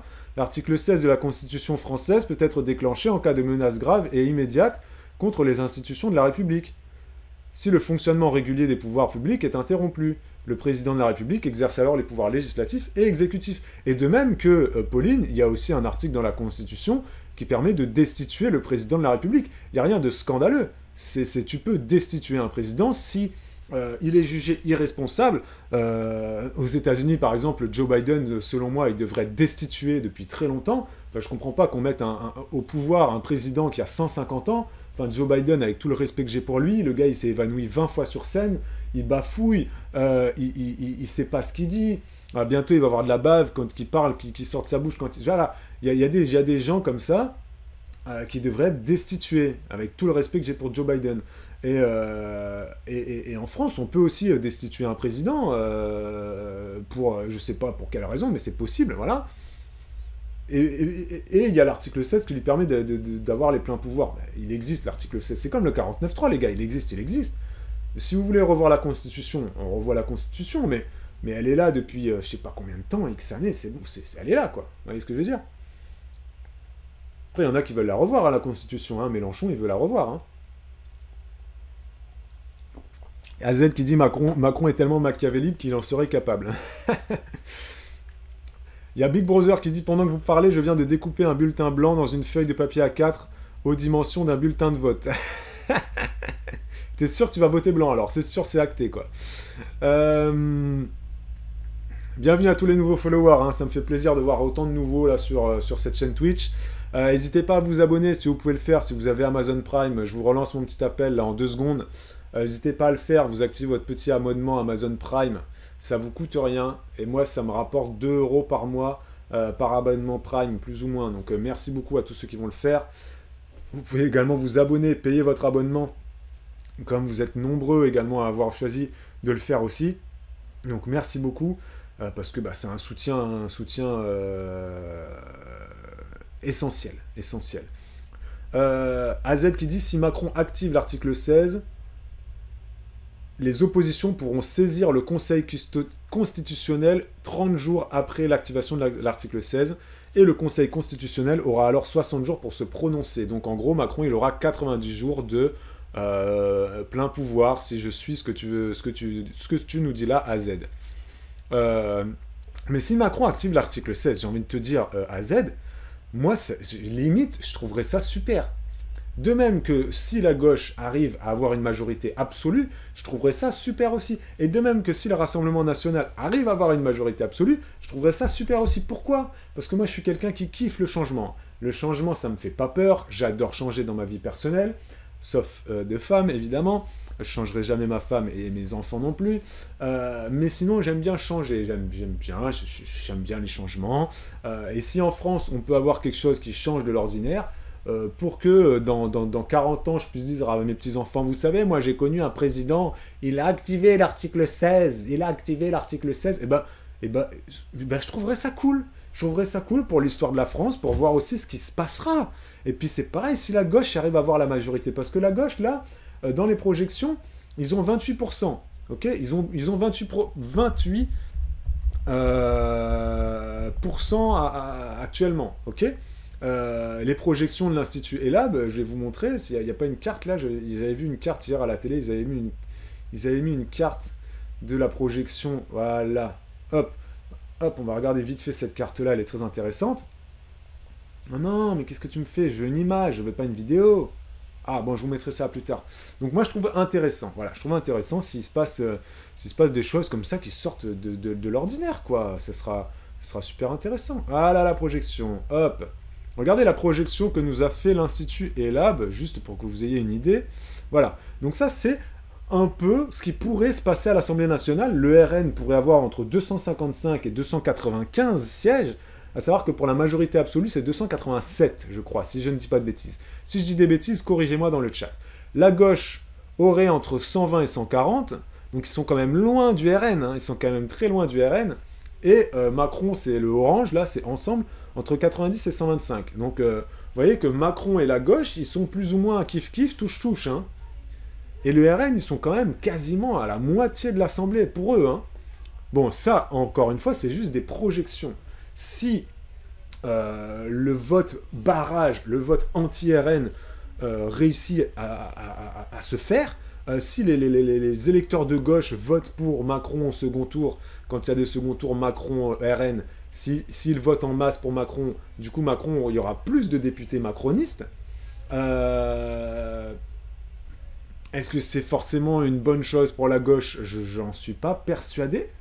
Parce que, je veux dire, la gauche a fait barrage au RN en 2017, la gauche a de nouveau fait barrage au RN en 2022. Je suis pas persuadé que ce soit forcément quelque chose de super utile. À voir, on verra dimanche. Sans coalition, nous dit Arancia, on se retourne à vivre ce genre de crise et de bazar toutes les élections. Tac, tac, tac, tac, tac. Je redescends. Il y a Big Brother qui dit, pour info, votre carte d'électeur est à la dimension exacte des bulletins de vote.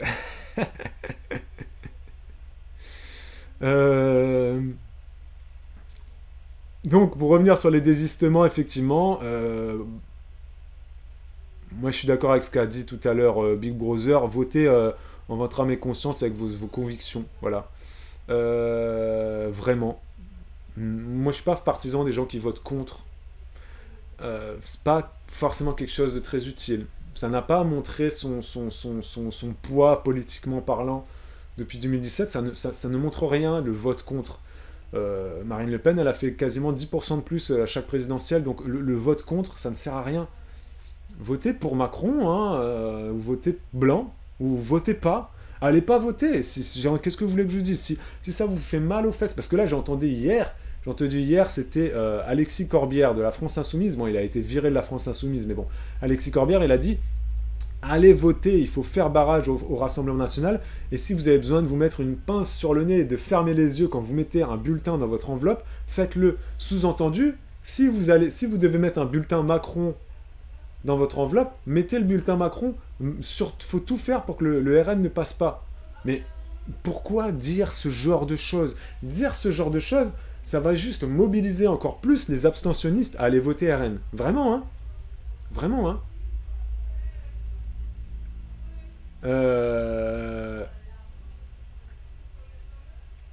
Ce n'est que mon avis.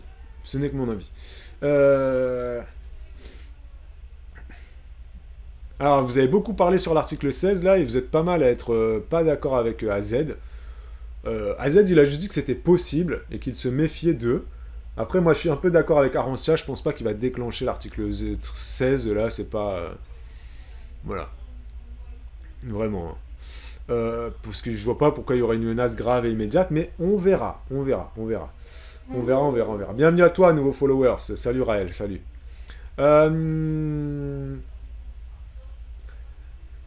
faut pas être alarmiste non plus, là-dessus on est d'accord. Je lis votre débat là sur le chat.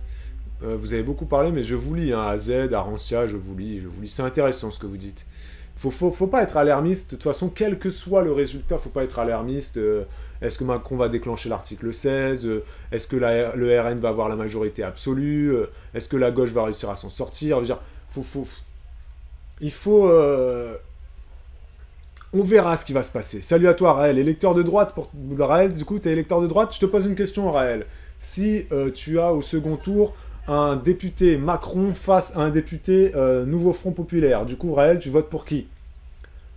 Bah, pour un électeur de droite, le choix est moins compliqué. Généralement, les électeurs de droite, ils vont se diriger plutôt vers Emmanuel Macron. Je pense que c'est vraiment pour les électeurs de gauche que le choix va être très compliqué. Et là, encore une fois, je vous le redis, électeurs de gauche, voter contre, c'est pas forcément quelque chose de super utile, moi je trouve. Voilà. Après, encore une fois, chacun fait ce qu'il veut. Je vous rappelle, le second tour des législatives, c'est dimanche prochain, le 7. D'accord, c'est le 7. Vous pouvez voter, hein, dès l'ouverture des bureaux de vote, jusqu'à 18h, voire 20h. Donc allez voter. Je vais juste vous dire les consignes de vote des partis hier soir. Il y a certains partis qui ont été très clairs, et il y en a qui ont été très ambigus. D'accord. Le Nouveau Front Populaire appelle clairement à faire barrage au Rassemblement National. Donc, d'ailleurs, ce qui est drôle aussi au Nouveau Front Populaire, c'est que le premier qui a parlé, c'est Jean-Luc Mélenchon. Bon, que Jean-Luc Mélenchon prenne la parole au nom du Nouveau Front Populaire, je pense que ça a dû faire grincer des dents beaucoup Olivier Faure, ou Raphaël Glucksmann, ou Marine Tondelier des Verts, ou le Parti communiste. Bon, bref. Mais donc, le Front Populaire, lui, il appelle clairement à faire barrage au RN. D'accord? Conformément à nos principes, je cite Jean-Luc Mélenchon. Donc là, je cite Jean-Luc Mélenchon. Conformément à nos principes, dans toutes les élections précédentes, nous ne permettrons au RN de l'emporter. Et c'est pourquoi, dans l'hypothèse où il serait arrivé en tête, tandis que nous ne serions qu'en 3e position, nous allons retirer notre candidature. Nous retirerons notre candidature en toutes circonstances, où que ce soit et dans quel cas que ce soit. Notre consigne est simple, nous dit Jean-Luc Mélenchon, direct et clair, pas une voix, pas un siège de plus pour le RN. Voilà, donc ça c'est vraiment la voix de la France Insoumise. Ensuite, Olivier Faure, Parti Socialiste, a également appelé à faire barrage contre le RN. Ce parti, dont la matrice est une matrice raciste, xénophobe et antisémite. Le danger de l'extrême droite devrait tous nous mobiliser, a insisté Olivier Faure. François Ruffin. Donc François Ruffin, lui, c'est la France Insoumise, mais bon, on ne sait plus trop où il est, François Ruffin, maintenant. Il nous dit « Je compte sur les macronistes et sur Gabriel Attal et sur le président de la République pour faire qu'on ne sorte pas de cette... pour faire qu'on se sorte de cette histoire par le bon bout. » Raphaël Glucksmann, lui, qu'est-ce qu'il a appelé à voter? Raphaël Glucksmann, je vous rappelle, c'est pas le copain de la France Insoumise, hein, mais bon, il a bien été obligé de s'allier avec eux, à contre-cœur, hein, faut le dire. Donc Raphaël Glucksmann, tête de liste PS et Place Publique, appelle quant à lui à voter pour tous les candidats qui feront face au Rassemblement National. En élisant un candidat opposé au RN, on enlève un député RN. Donc voilà, en fait, tous les gens de gauche, là, ils sont vraiment là-dedans.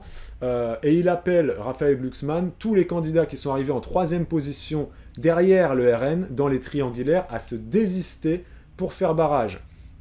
Les écologistes, Marine Tondelier, c'est pareil. Elle réclame carrément la construction d'un nouveau front républicain. Bon, ça, on l'avait déjà entendu au présidentiel. Voilà, bon, c'est pas... Hein, on verra ce que ça donne. Mais la gauche, ils appellent à fond, vous votez contre le RN. La majorité présidentielle maintenant, le camp Macron, eux, qu'est-ce qu'ils disent? Macron appelle à un large rassemblement au second tour. Face au Rassemblement National, l'heure est à un large rassemblement clairement démocrate et républicain pour le second tour.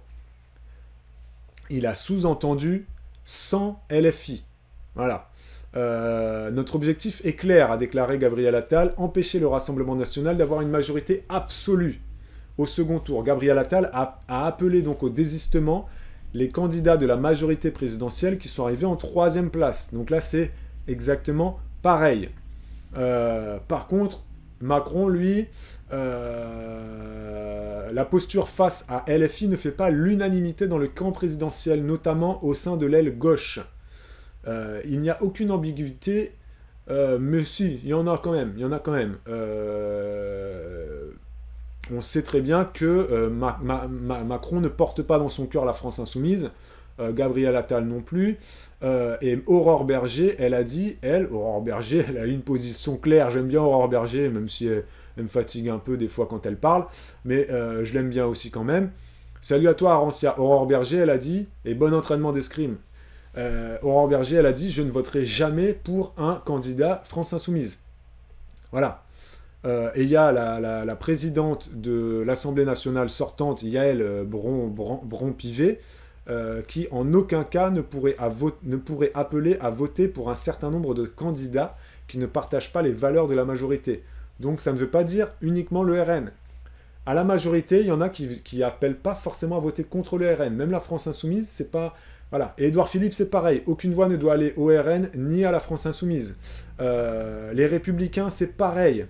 Les Républicains ne donnent pas de consigne de vote, mais là aussi, ils disent qu'aucune voix ne doit aller à la France insoumise ni au RN. Donc quand tu es électeur de droite, eh ben, tu fais quoi? Tu votes pour Macron, en fait, ou alors tu votes pour le RN. Si tu veux, tu votes pour le RN, tu as le droit. Parce que la droite, n'oublions pas qu'elle s'est alliée aussi au Rassemblement national. Une partie de la droite, c'est Éric Ciotti, 62 députés communs en droite Ciotti. Voilà, donc très clairement au niveau des consignes de vote, voilà, il n'y a que la gauche qui a dit barrage full RN. Il n'y a que la gauche qui a dit ça. Macron n'a pas appelé à un barrage full RN. La droite n'a pas appelé à faire un barrage full RN non plus. Éric Zemmour, lui, qu'est-ce qu'il nous dit? Il a demandé à ses électeurs de voter pour les candidats de droite dimanche prochain. Et il a également dit, Zemmour, face à Jean-Luc Mélenchon, pas d'abstention. Je pense pas qu'il y ait des candidats reconquête du parti de Zemmour qui soient qualifiés au second tour. Bon, ben, c'est pas une surprise hein, qu'effectivement les Zemmour appellent plutôt à voter pour la droite, c'est une évidence. Donc voilà, au niveau des consignes de vote, écoutez, moi je vais vous laisser là-dessus. Affaire à suivre, n'oubliez pas d'aller voter dimanche. Est-ce qu'il y a une chose que je voulais aborder que j'ai oublié? Non, je vous ai montré la carte du premier tour.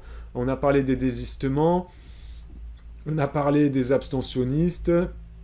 Voilà, hein, toute la gauche appelle à faire barrage. Ça c'est dit. Et ouais, bah c'est bon, non, on a fait le tour, hein, les amis, je vais vous laisser là-dessus. Merci à vous de vous être exprimés dans le calme, dans le respect de chacun. Merci beaucoup, parce que ça c'est super important en politique de se respecter les uns les autres. Donc merci à vous d'avoir été nombreux sur le chat ce matin. C'est toujours un plaisir pour moi de parler politique avec vous. De voir qu'il y a toujours des petits nouveaux qui arrivent. Si vous regardez ce live en replay sur YouTube, mettez un pouce et un commentaire. Abonnez-vous sur Twitch, ça m'aide énormément. Notez les plannings de mes lives sur Twitch, vous avez le petit onglet programme là, voilà. Moi je vous fais des bisous, prenez soin de vous, prenez soin de votre famille, prenez soin de vos proches, prenez soin de votre santé, prenez soin de votre foyer, hein, prenez soin de votre argent aussi, voilà, vive la France, effectivement, et allez voter dimanche prochain, d'accord, n'oubliez pas, ce live sera en replay sur YouTube très très rapidement, là je le mettrai probablement ce soir, lundi 1er juillet, je le mettrai tout de suite là maintenant, comme ça vous fera un petit débrief et puis vous ferez votre truc après à votre sauce. D'accord? Allez, petite publicité, comme d'habitude, on fait toujours ça, petite pub avant la fin du live. D'accord? Et puis bonne fin de journée, bon appétit, parce qu'il est midi. Enfin, chez nous, en Inde, il est pas midi, il est 5h du matin. Merci à toi, Domiyuki, d'avoir regardé ce live en pleine nuit depuis l'Inde. Voilà, ça me fait toujours très très plaisir. Allez, ciao tout le monde, merci aux électeurs de droite, de gauche, d'extrême droite, d'extrême gauche et du centre d'avoir participé ce matin. J'espère que j'ai oublié personne, sinon je vais me faire taper dessus. Allez, ciao, c'était Julien pour vous servir. A plus, ciao, ciao.